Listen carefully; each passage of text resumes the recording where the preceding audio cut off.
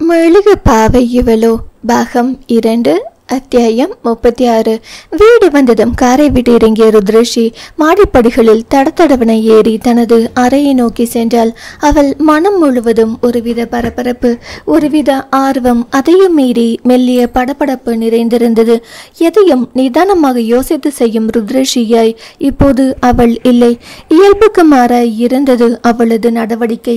வேகமாய் அறை கதவை திறந்து உள்ளே நுழைந்தவள் முதலில் தேடியது அலமாரியில் என்றோ தூக்கி போட்டுவிட்ட அந்த நாட்குறிப்பை தான். என்று அவள் தொழிலை கையில் எடுத்தாளோ அதன் பிறகு அவளுக்கு இந்த மாதிரி எழுதுவதற்கெல்லாம் நேரம் இருந்ததில்லை. அதன் பிறகு இதுபோல் எழுதுவதை நிறுத்தியும் விட்டாள். அவளின் முழு மனதும் தொழில் மீது நாட்டம் கொண்டு விட்டதால் அது தேவைப்படவுமில்லை. பல வண்ண கோப்புகள் காகிதங்களுக்கு கீழே இவ்வளவு நாள் கேட்பாரட்சி கிடந்த அந்த நாட்குறிப்பை கண்டதும் அவளது முகம் மலர அதை எடுத்துக்கொண்டு வந்து கட்டிலில் அமர்ந்தாள். ஒரு கணம் கண்களை மூடி அவள் யோசித்து பார்த்தாள். ஜெகன் கூறிய விஷயங்களை அவள் கல்லூரி 1ஆம் ஆண்டு முடித்த பின் வந்த விடுமுறையை அவன் குறிப்பிட்டு சொன்னதை நினைவு கூர்ந்தாள். அவள் தானாக மனமு வந்து உதவி செய்திருந்தாள். நிச்சயம் அந்த சம்பவம் அவளின் மனதை பாதித்திருந்திருக்க வேண்டும். அப்படி அது அவளின் மனதை பாதித்திருந்தால் கண்டிப்பாக அவள் அது பற்றி ஏதேனும் சிறு குறிப்பாவது எழுதி வைத்திருப்பாள். இல்லையென்றால் அவன் பொய் கூறுகிறான் என்ற அர்த்தம். அந்நேரம் அந்த விஷயத்தை பற்றி அவன் கூறும்போது அவன் முகத்தில் இருந்த உண்மை தன்மை அவளின் நினைவில் வந்தது. ஒருவேளை அவன் பொய்யாய் கூறியிருந்தாள் என்று ஒரு மனது நினைக்கும் போது இன்னொரு மனது அப்படி அவன் பொய்த்து போக கூடாது என்று வேண்டிக் கொண்டது. விசித்திரமான மனநிலையுடன் அவள் நாட்குறிப்பின் பக்கத்தை வேகமாய் திருப்பினாள். மனம் முழுவதும் திக்கென்று அடிக்க அவளது கண்கள் வேகமாக அதன் பக்கங்களை ஆராய்ந்தது. இறுதியில் அவள் தேடியது கிடைத்தே விட்டது. அவன் கூறியதெல்லாம் அச்சகம் பிசகாமல் அப்படியே எழுதியிருந்தாள் அவள். அங்கு வேறு பெண்கள் யாரும் இல்லை, எல்லோருமே ஆண்கள். ஆண்களிடத்தில் ஒரு மனநிலை பாதிக்கப்பட்ட பெண்ணை ஒப்படைத்து விட்டு செல்வதா என்று குழம்பி தவித்து கொண்டிருந்தேன். அதற்குள் தாத்தா பல முறை என்னை அழைத்து விட்டார். எனக்கு வேறு வழி தெரியவில்லை. அருகில் நின்று கொண்டிருந்த ஆண்களை பார்த்தேன். பல ஆண்களின் விழிகள் அந்த பெண்ணை தவறாக பார்த்தது என்றால் பல விழிகள் என்னை ஆர்வமாக பார்த்தது. அதை கண்டு எனக்கு கோபம் வந்தது. ஆனாலும் சூழ்நிலை கருதி என் கோபத்தை அடக்கி கொண்டேன். அப்போதுதான் அவனை பார்த்தேன். அவன் மட்டுமே அந்த பெண்ணை ஒருவித பரிதாபத்துடன் பார்த்து கொண்டு நின்றிருந்தான். அதனால் தான் தைரியமாக அவனிடத்தில் உதவி கேட்க முடிவு செய்தேன். அவனும் நான் சொன்னதை உடனே கேட்டுக்கொண்டான். ஆனாலும் மனம் இல்லாமல் தான் அங்கிருந்து கிளம்பினேன். அதை உணர்ந்தார் போன்று அவன் நான் சொன்ன வேலையை செய்துவிட்டு போவதாய் உறுதி கூறினான். அதில் என் மனம் நிம்மதியடைய அங்கிருந்து நான் கிளம்பி சென்றேன். வாசித்து முடித்ததும் அந்த சம்பவம் பனிப்படலமாய் அவளது ஞாபகத்திற்கு வந்தது. என்றோ நடந்து முடிந்த செயலை உதவி செய்த அவளை மறந்துவிட்டாள். ஆனால் அவன் இன்னமும் மறக்காமல் இருக்கிறான் என்றால் அன்று அங்கிருந்த ஆண்களில் அவனும் ஒருத்தனா? என்னை யோசித்து பார்த்தும் அங்கு கண்ட ஆண்களின் முகம் நினைவில் வரவில்லை. எப்படி என்னை பார்த்தான்? எங்கு நின்று பார்த்தான்? அதிலும் மாலாவை நன்கு தெரிந்து வைத்திருக்கும் அளவுக்கு தறிக்கட்டி யோசித்து கொண்டிருந்த அவளது மனது அந்த இடத்தில் அப்படியே சடன் பிரேக் போட்டது. ஒருவேளை நான் உதவி கேட்ட அந்த ஆண் ஜெகனாக இருக்கக்கூடுமோ? அப்படி நினைத்ததுமே அவளுக்கு குப்பென்று வியர்த்தது. அடுத்த நொடி கொஞ்சமும் யோசிக்காது வேகமாக அலைபேசியை எடுத்து அவனை அழைத்தாள். அப்போதுதான் வீட்டுக்கு வந்த ஜெகன் தன்னை சுத்தப்படுத்தி கொண்டு படுக்கையில் படுக்க போனான். ருத்ரஷியின் அழைப்பை கண்டதும் மனம் பரபரப்படைய ஆர்வமாய் அவளின் அழைப்பை உயிர்ப்பித்து காதில் வைத்தான். அவளது குரலை கேட்பதற்காக அவனது இதயம் உயிர் துடிப்புடன் காத்திருந்தது. அன்னைக்கு நான் ஹெல்ப் கேட்டால் நீங்க தானா? அதை அவனிடத்தில் கேட்பதற்குள் அவளது குரல் திக்கி திணறியது. கை கால்கள் எல்லாம் விடவிடவென நடுங்கியது. தவறு செய்து விட்டோமோ என்கிற எண்ணத்தில் அவளது மனம் படபடுத்தது. நேரடியாய் அவள் கேட்டதிலிருந்து அவனுக்கு தெரிந்து போனது. அவளுக்கு விஷயம் தெரிந்து விட்டது என்று அவனுள் ஏதோ பாரம் இறங்கிய ஒரு உணர்வு. மனம் இறகை போல் லேசாகி விண்ணில் பறந்தது சந்தோஷத்தில். உனக்கு ஞாபகம் வந்துருச்சா? இல்லை, டைரி பார்த்து தெரிஞ்சுக்கிட்டேன். ஓ என்று ஒரு நொடி பேசாதிருந்தவன் ஆமாம் என்றான். அவள் கேட்ட கேள்விக்கான பதிலாய் அவன் சொன்னது கேட்டு அவளது நெஞ்சை ஏதோ ஒரு இனம் புரியாத உணர்வு தாக்கியது. சிறிது நேரம் அசைவின்றி அப்படியே அமர்ந்திருந்தாள். நான் கூறிய வார்த்தைக்காகவா இத்தனை ஆண்டுகள் மாலாவை அவன் பாதுகாத்து வருகிறான்? அவன் காதல் காதல் என்று பிதற்றிய போது எல்லாம் அவள் அதை நம்பியதில்லை. ஏதோ ஈர்ப்பில் உளறுகிறான் என்றே நினைத்திருந்தாள். ஆனால் அதற்கு பின்னால் இத்தனை நீண்ட நெடிய அவனின் காத்திருப்பு இருக்கும் என்பது அவளுக்கு தெரியாமல் போனதே. ஏன் இப்படி? மேலே பேச முடியவில்லை அவளால். ஏதோ ஒன்று துக்கமாய் தொண்டை குழியை அடைத்தது. ஏன் இந்த கேள்விதான் நான் எனக்குள்ளும் கேட்டிருக்கேன் ஸ்ரீ. ஏன் உன் மேல் காதல் வந்தது? ஏன் உன் பின்னால் பைத்தியக்காரத்தனமாய் சுத்திக்கிட்டு இருக்கேன்? ஏன் நீ சொன்னதுக்காக ஒரு பெண்ணை இந்த அளவுக்கு பாதுகாத்து வருகிறேன்? உனக்கு கல்யாணமானது தெரிஞ்சும் ஏன் உன் மேலுள்ள காதலை மறக்க முடியாமல் சுமந்துகிட்டு இருந்த? இதோ இப்ப நீ நாயை விட கேவலமா என்னை துரத்தும் போதும் ஏன் உன் பின்னாடி அந்த நாயை விட கேவலமா அலைஞ்சுக்கிட்டு இருக்கேன்? ஏன் ஏன் ஏன்? இந்த ஏன் என்கிற கேள்விதான் என்னை தினமும் கொள்ளுது. வேதனையுடன் அவன் கூறியதை கேட்டு அவளும் வேதனை அடைந்தாள். ஒரு காதலியாய் காதலனான அவனின் மனவலியை அவள் புரிந்து கொள்ளவில்லை.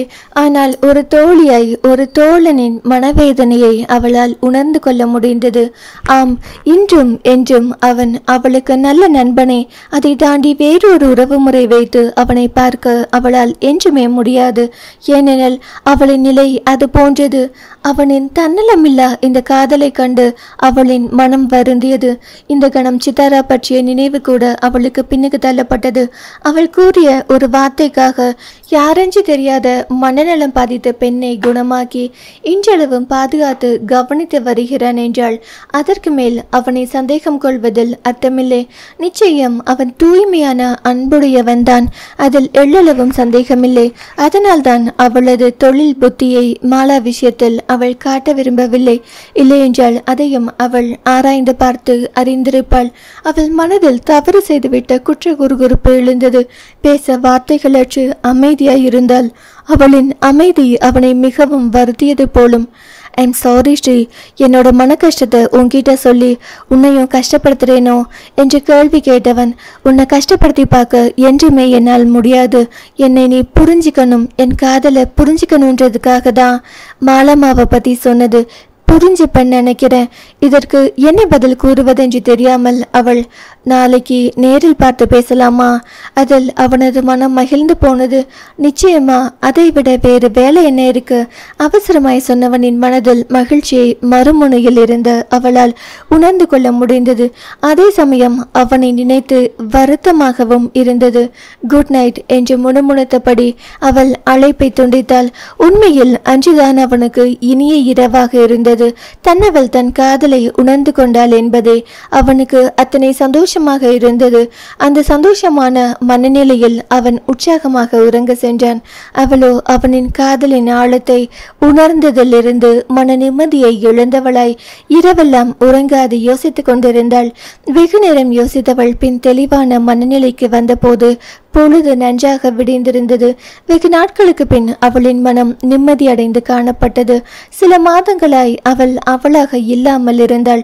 இப்போது பழைய ருத்ரஷியை மாறி தன்னைத்தானே சுய பரீட்சை செய்து தனது மனநிலையை தெளிவாக்கி கொண்டாள். இனி வாழ்க்கையில் எந்த பாதையில் செல்ல வேண்டும் என்று ஒரு திட்டம் வகுத்த பின் அவளது மனம் அமைதியுற்றது. நேற்றைய வருத்தம் என்று சுத்தமாய் அவளிடம் இல்லை. காலையில் உற்சாகமாய் ஜெகனை பார்க்க கிளம்பியவளுக்கு அப்போதுதான் அவள் அன்னையை கண்டு நலம் விசாரிக்காதது ஞாபகத்தில் வந்தது. அன்னையின் அறை நோக்கி சென்றவளுக்கு அதன் வாயில் அருகே வந்ததும் மீண்டும் ஜெகனது ஞாபகம்.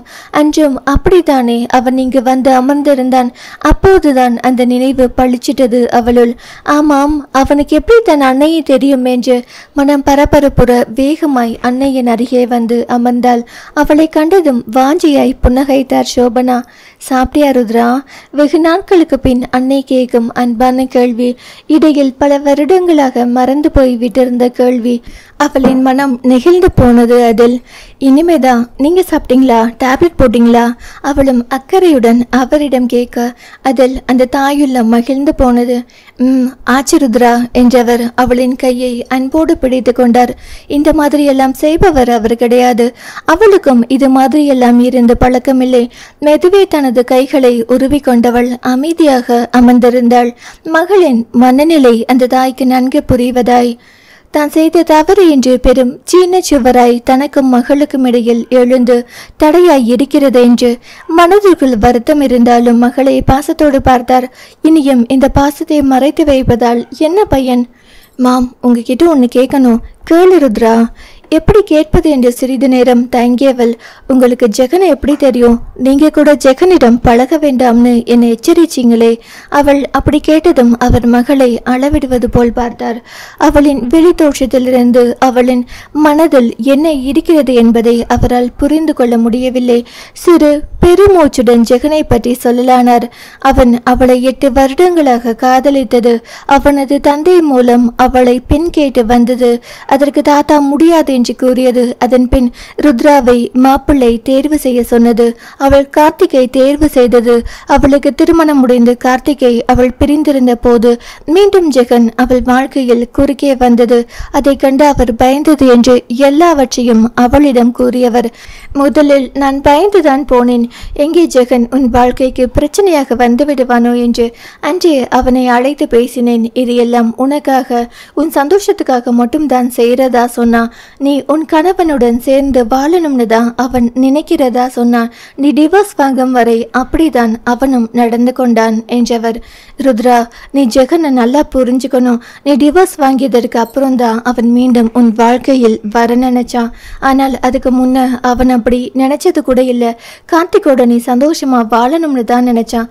உனக்காக, உன் வாழ்க்கைக்காக அந்த சித்தாராவை கார்த்திக் வாழ்க்கையில் இருந்து அப்புறப்படுத்த நினைச்சு அவளை கல்யாணம் பண்ண கூட தயாரா இருந்தான். ஆனால் அது எல்லாம் நடக்க விடாதபடி நீயே சித்தாராவுக்கு வாழ்க்கையை விட்டு கொடுத்துட்ட. மற்றவங்களுக்காக விட்டு கொடுத்த உன் வாழ்க்கை நல்லா இருக்கணுன்றதுக்காக இப்போ அவன் உனக்கு வாழ்க்கை கொடுக்க நினைக்கிறான். அன்னையின் பேச்சில் பிரமித்து போய் அப்படியே அமர்ந்திருந்தாள் அவள். சித்தாராவுக்கும் அவனுக்குமான உறவுக்கு என்ன காரணம் என்று அவள் அவனிடத்தில் கேட்டபோது கூட நீதான் என்றானே. அதுக்கு அர்த்தம் இதுதானா? நான் கார்த்திகோட வாழ்வதற்காக எப்படிப்பட்ட தியாகத்தை செய்ய முன்வந்திருக்கிறான். அவனின் காதலின் ஆழத்தை எண்ணி பார்த்தவளுக்கு மனதில் பாரமேறிய உணர்வு. அதற்கு மேல் உட்கார பிடிக்காமல் எழுந்து ஜன்னல் பக்கம் வந்து நின்றாள். ஜெகனின் ஆழமான காதல் அவள் இதயத்தை ஆழமாய் பாதித்தது. தகுதி பார்த்து கார்த்திகை திருமணம் செய்தது அவள் தான் என்பதை தான் அன்று அவன் சுட்டி காட்டினானே. கடவுளே, எவ்வளவு பெரிய தவறு செய்திருக்கிறேன். ஒருவனின் காதலை நிராகரித்ததால் தான் கடவுள் என் திருமண வாழ்க்கையை பறித்து விட்டாரோ? அவளது மனம் மிகவும் வருந்தியது. அந்த கணம் ஜெகனின் காதலுக்கு தான் நியாயம் செய்ய வேண்டும் என்று அவள் எண்ணினாள். எப்படியாவது தான் நினைத்ததை செயலாற்ற வேண்டும் என்று உறுதியுடன் எண்ணிக்கொண்டாள். அவனது காதலுக்கு தன்னால் இயன்ற நியாயத்தை செய்துவிட வேண்டும் என்று அவளது மனம் துடித்தது. ஆனால் அது அவனுக்கு நியாயமாக இருக்குமோ என்று அவள் யோசிக்க மறந்து போனாள். பை மாம் என்றவள் அவரின் பதிலை எதிர்பாராது அறையை விட்டு வெளியேறினாள். ஜெகன் உல்லாச மனநிலையுடன் ருத்ரஷி சொன்ன நட்சத்திர விடுதிக்கு வந்து சேர்ந்தான். அவன் அங்கு உள்ளே வரும்போது சரியாய் அவளும் வந்து சேர்ந்தாள். ஹாய் ஜெகன். அவனை பார்த்து புன்னகைத்தவளை கண்டு அவனுக்கு அத்தனை சந்தோஷமாய் இருந்தது. வெகு நாட்களுக்கு பின் இன்றுதான் அவளை உற்சாகமாய் பார்க்கிறான் அவன். ஹாய் என்றபடி அவனும் பதிலுக்கு சிரிக்க அவள் அவனை உற்று நோக்கினாள். அவனின் சிரிப்பின் பின் எங்கேனும் வருத்தம் தென்படுகிறதா என்று அப்படியொன்றும் இருப்பதாய் அவளுக்கு தெரியவில்லை. எப்போதும் போல் சிரித்த முகத்துடன் அவன் இருந்தான். எப்படி இவனால் இப்படி இருக்க முடிகிறது என்று மனதிற்குள் வியந்தபடி அவள் அவனுடன் இணைந்து நடந்தாள். அவள் தன் முகத்தை உற்று நோக்குவதைக் கண்டு ஜெகனின் மனம் சிறகில்லாமல் விண்ணில் பறந்தது. என்னடா இது, அதிசயமா இருக்கு. என்ன எல்லாம் ஒரு மனுஷ பிறவியா கூட நினைக்க மாட்டாள். இன்னைக்கு என்ன இப்படி பார்க்கிறாள்? இன்னைக்கு பார்த்து நான் நல்லா ட்ரெஸ் பண்ணிட்டு வந்திருக்கேனா? அவனுக்கு சந்தோஷமாக இருக்க தன்னை தானே ஒரு முறை கீழே குனிந்து பார்த்து கொண்டான். அவளை பார்க்க வருவதற்காகவே இன்று நன்றாக உடுத்தி கொண்டுதான் வந்திருந்தான். இந்த பிளாக் பேண்ட்டுக்கு பதிலாக டார்க் ப்ளூ பேண்ட் போட்டு வந்திருக்கலாமோ என்று அவனின் மனம் திருப்தியுறாமல் சலிப்பாய் முணுமுணுத்து கொண்டது. ஏற்கனவே அவள் மேசை பதிவு செய்திருந்தாள். அங்கு வந்ததும் அவள் அமருவதற்காக அவன் நாற்காலியை இழுத்து போட போன போது நோ தேங்க்ஸ் ஜெகன் என்றபடி அவளை நாற்காலியை இழுத்து போட்டுக்கொண்டு அமர்ந்தாள். அதிலேயே அவனது முகம் சுருங்கி போனது. ஆனாலும் அதை வெளிக்காட்டி கொள்ளாது அவளுக்கு எதிரில் அமர்ந்தான். அவனிடம் பேச வேண்டும் என்று விருப்பப்பட்டு வந்த ருத்ரஷிக்கோ பேச்சு வரவில்லை. தனக்கு கூட வார்த்தைகளுக்கு பஞ்சம் வரும் என்பதை வாழ்க்கையில் முதன் முறையாக இன்றுதான் உணர்ந்தாள். கையில் இருந்த அலைபேசியை பார்த்தபடி மனதிற்குள் ஒத்திகை பார்த்து கொண்டிருந்தாள். இளம் பழுப்பு வண்ணத்தில் பிஸ்தா வண்ண நிறத்தில் நூல் மற்றும் கல் வேலைப்பாடு செய்திருந்த புடவையை அழகுற கட்டிக்கொண்டு தன் முன் அமர்ந்திருந்தவளை அவன் பருகி விடுவது போல் பார்த்து கொண்டிருந்தான். எப்போதும் அவன் மயங்கும் அவளது அழகில் இன்று ஏனோ கூடுதலாய் மயங்கி தவித்தான். இன்று அவள் தன் காதலை உணர்ந்ததால் வந்த தைரியமோ என்னவோ. அப்போது அங்கு பேரர் வர சற்று நேரம் கழித்து வருமாறு அவனை பணித்தவள் ஜெகனை நிமிர்ந்து பார்த்தாள். அவள் நிமிர்ந்து பார்ப்பது தெரிந்தும் அவன் தன் பார்வையை மாற்றிக்கொள்ளவில்லை. அப்படியாவது என் மனதை உணர்ந்து கொள் என்பது போல் அவன் தவிப்புடன் அமர்ந்திருந்தான். அதையெல்லாம் உணரும் நிலையில் அவள் இல்லை. தனது யோசனையில் அவள் அமர்ந்திருந்தாள். I'm really sorry Jagan. அவளது வார்த்தையில் அவனது முகம் மாறியது. அவனது இரு புருவங்களும் சுருங்கியது யோசனையாய். எதுக்கு? உங்களோட காதலை புரிஞ்சிக்காம இத்தனை நாள் இருந்ததற்கு. அதில் அவனது முகம் ஸ்விட்ச் போட்டார் போன்று ஒளிர்ந்தது. உங்க காதலை பார்க்காமல் உங்க தகுதி பார்த்து நான் உங்களை ரிஜெக்ட் பண்ணியது உங்க மனசை எவ்வளவு காயப்படுத்தி இருக்கும்னு என்னால புரிந்து கொள்ள முடியுது. I'm really sorry Jagan. அவளது இந்த வார்த்தையில் அவனது மனம் தவிப்புற அதை அவளிடம் காட்டிக்கொள்ளாது அமைதியாய் பார்த்தான். என்னை இந்த அளவுக்கு ஒருத்தர் நேசிச்சிருக்காருன்னு தெரியாமலேயே நான் கார்த்திகை கல்யாணம் பண்ண சம்மதிச்சிருக்கேன். நான் எவ்வளோ பெரிய முட்டாள் இல்லையா? அதில் அவன் அப்படியே மனமுடைந்தான். அந்த காலகட்டத்துக்கே அவனது மனம் சென்றது. வார்த்தைகளால் வர்ணிக்க முடியாத வழி நிறைந்த கொடிய நாட்கள் அல்லவா அவை.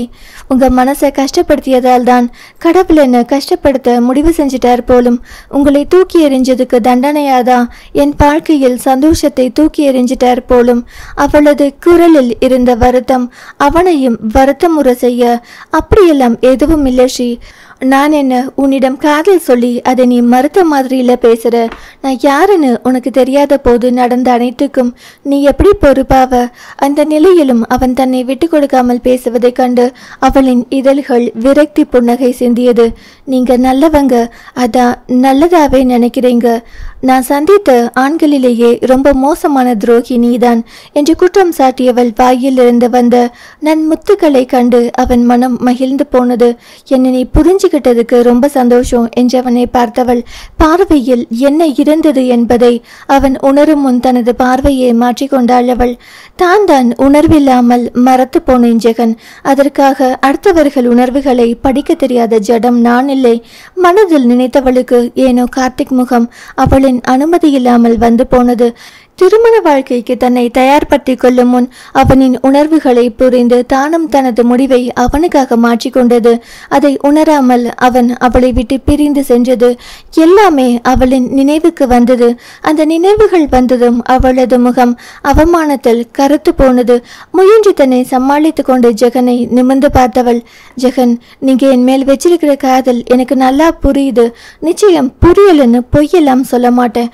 ஆனா அந்த காதலுக்கு நான் பொருத்தமானவள் இல்லை. அதற்கு அவன் மறுத்து பதில் கூற முனைந்த போது, இருங்க ஜெகன், நான் சொல்லி முடிச்சிடுறேன்.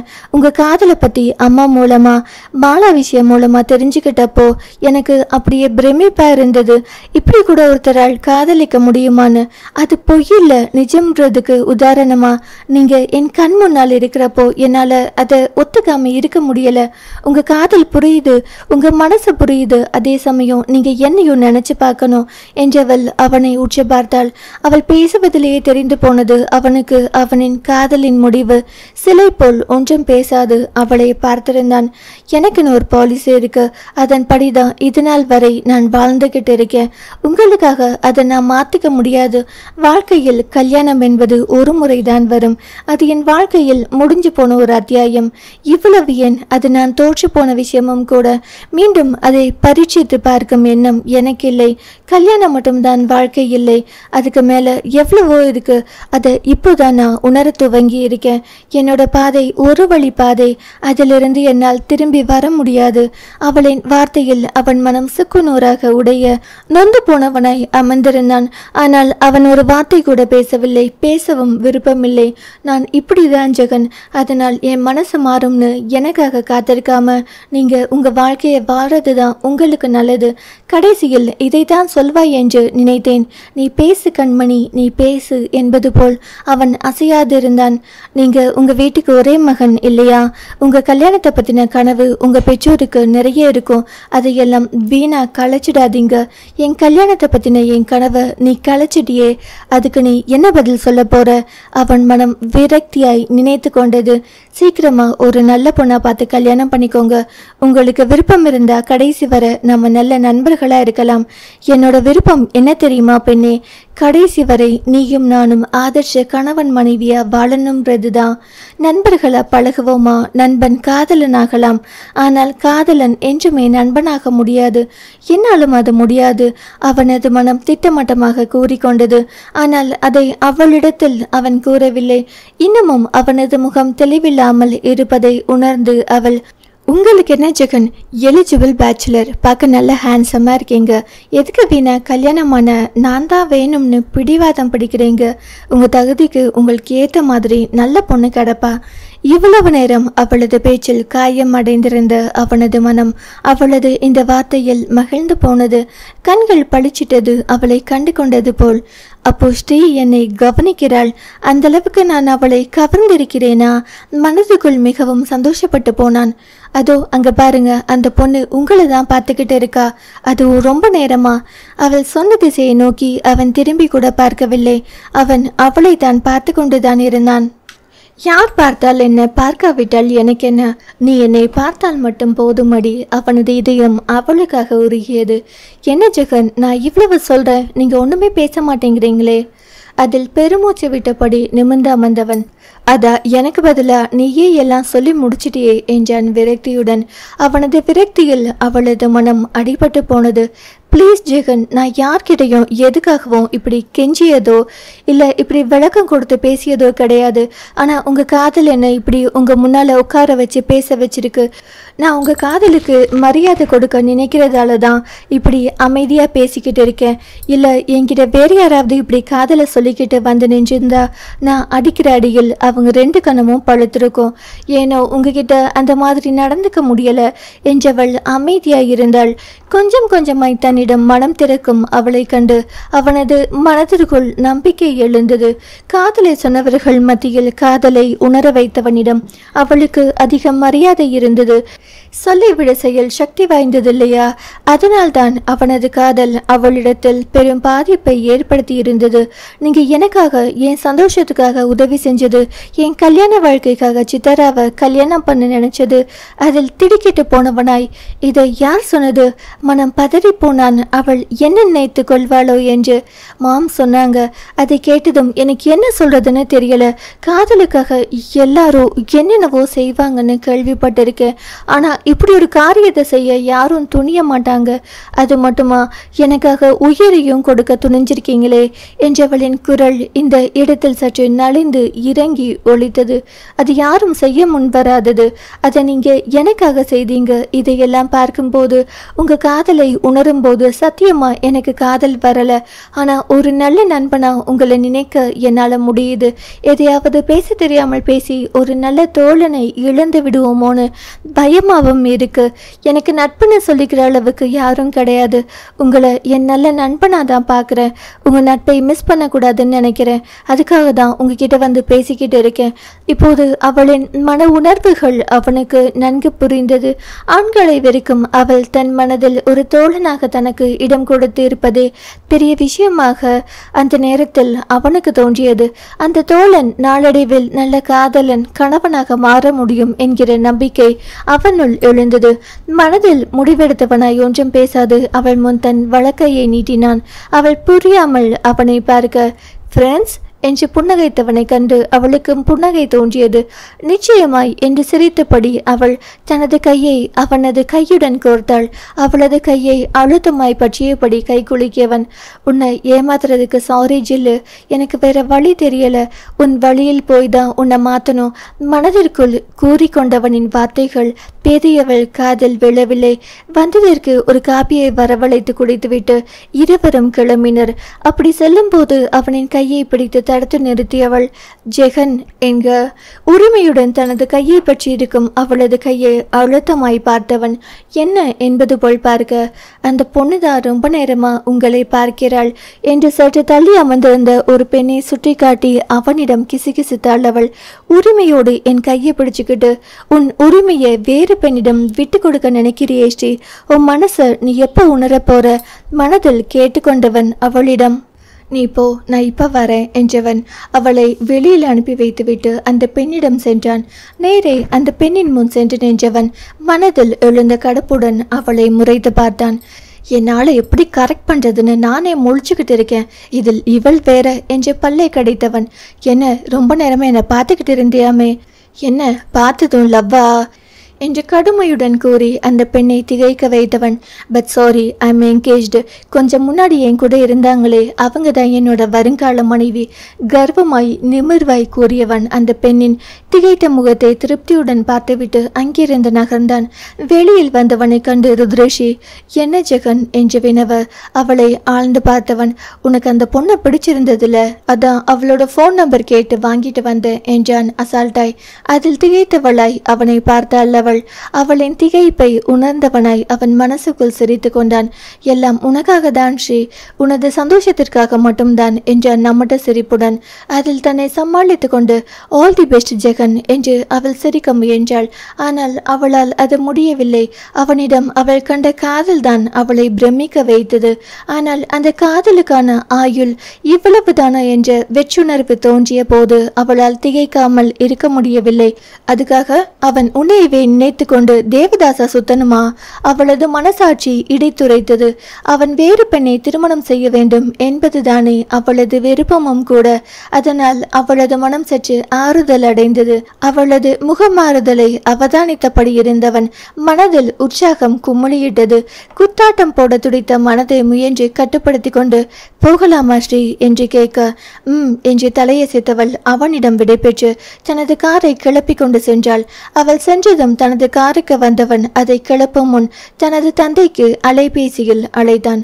நைனா, வர பிப்ரவரி மாதம் 15ஆம் தேதி சிட்டியில் இருக்கிறதுலையே பெரிய மேரேஜ் ஹாலை பார்த்து புக் பண்ண.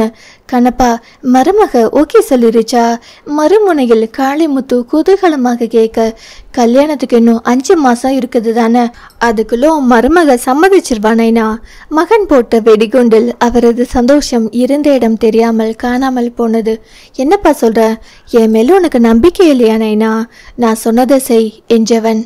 என் மேல அவளுக்கு நம்பிக்கை வரணும்னா நான் சொன்ன தேதியில் கல்யாணத்தை ஃபிக்ஸ் பண்ணினேனா, அந்த நாளில் தான் நான் அவளோட சந்தோஷத்தை பறிச்சிட்டதா என்னை பார்த்து அவள் குற்றம் சாட்டிட்டு போனா. அதே நாளில் அவளின் சந்தோஷத்தை நான் மீட்டெடுக்கணும் நைனா, ப்ளீஸ் அதுக்கு நீ உதவி செய் என்றவனது குரல் உணர்ச்சி வசப்பட்டதில் கரகரத்து ஒலித்தது.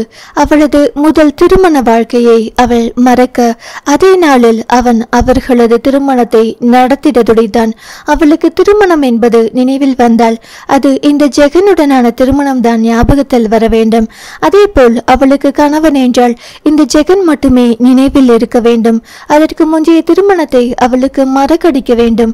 அதற்கு தான் அதே நாளில் தங்களது திருமணத்தை நடத்த திட்டமிட்டான். மகனது உணர்வுகளை புரிந்து கொண்டவராய் காளிமுத்து, நீ சொன்ன தேதியில் உன் கல்யாணம் நடக்கும், அதுக்கு நான் பொறுப்பு, நீ மருமகளை மட்டும் பார்த்துக்கோ. மகனுக்கு ஊக்கம் அளித்துவிட்டு அவர் அலைபேசியை வைத்து விட்டார். அலைபேசியை அணைத்து சட்டைப்பையில் போட்ட ஜெகனின் மனம் என்றுமில்லாத அளவுக்கு மகிழ்ச்சியாய் இருந்தது. ஜில்லு, இது நீயா போட்டுக்கிட்ட நட்பு கோடு, எந்த நிலையிலும் நான் அதை தாண்டி வரமாட்டேன். நீயாதான் அதை தாண்டி என்கிட்ட வரணும். உன்னை எப்படி வரவழைப்பதுன்னு எனக்கு தெரியும். நீ ஆரம்பிச்சு வச்ச விளையாட்டு தான், ஆனா இதை முடிக்கிறது இந்த ஜெகன் தான். வெயிட் அண்ட் சீ ஜில்லு, சத்தமாய் சொல்லிக் கொண்டவன் வாய்விட்டு சிரித்தான் மகிழ்ச்சியாய். நீ உன் காதலை வாய்விட்டு சொல்ல வேண்டும் என்றில்லை. ஒரு பார்வையில் உன் காதலை எனக்கு உணர்த்தினால் கூட போதும். மற்றது இந்த ஜெகன் பார்த்து கொள்வானடி பெண்ணே என்று மனதில் நினைத்து கொண்டவன் அதற்கான வழிமுறைகளை பற்றி தீவிரமாக யோசிக்க ஆரம்பித்தான். அத்தியாயம் 37. மதிய நேரத்தில் வேளையில் மூழ்கியிருந்த ருத்ரஷியின் அலைபேசியில் குறுஞ்செய்தி வந்ததற்கான ஒலி கேட்டது. ஏதாவது விளம்பரம் அல்லது தேவையில்லாத செய்தியாக இருக்கும் என்று எண்ணி அவள் அதை எடுத்து பார்க்கவில்லை. அடுத்தடுத்து வந்த குறுஞ்செய்தி சத்தத்தில் கவனம் கலைந்தவள் எரிச்சலுடன் அதை எடுத்து பார்த்தாள். வேலை நேரத்தில் யார் தொந்தரவு பண்ணினாலும் அவளுக்கு பிடிக்காது. அதனால் வந்த எரிச்சல் அது. குட் ஆஃப்டர்நூன், சாப்பிட்டியா? நீ இன்னும் சாப்பிட்டு இருக்க மாட்டேன்னு நினைக்கிறேன், போய் சாப்பிடு. வெளியில் போக சிரமமா இருந்தா எழில வாங்கி வந்து கொடுக்க சொல்லு. ஜெகனிடமிருந்து வரிசையாக குறுஞ்செய்தி அணிவகுத்து வந்திருந்தது. அதை கண்டதும் பார்த்து கொண்டிருந்த கோப்பை மூடி தள்ளி வைத்தவள் அலைபேசியை கையில் வைத்தபடி நாற்காலியில் சாய்ந்து அமர்ந்தாள். அவளின் கண்கள் அலைபேசி திரையை குறுகுறுவென பார்த்தது.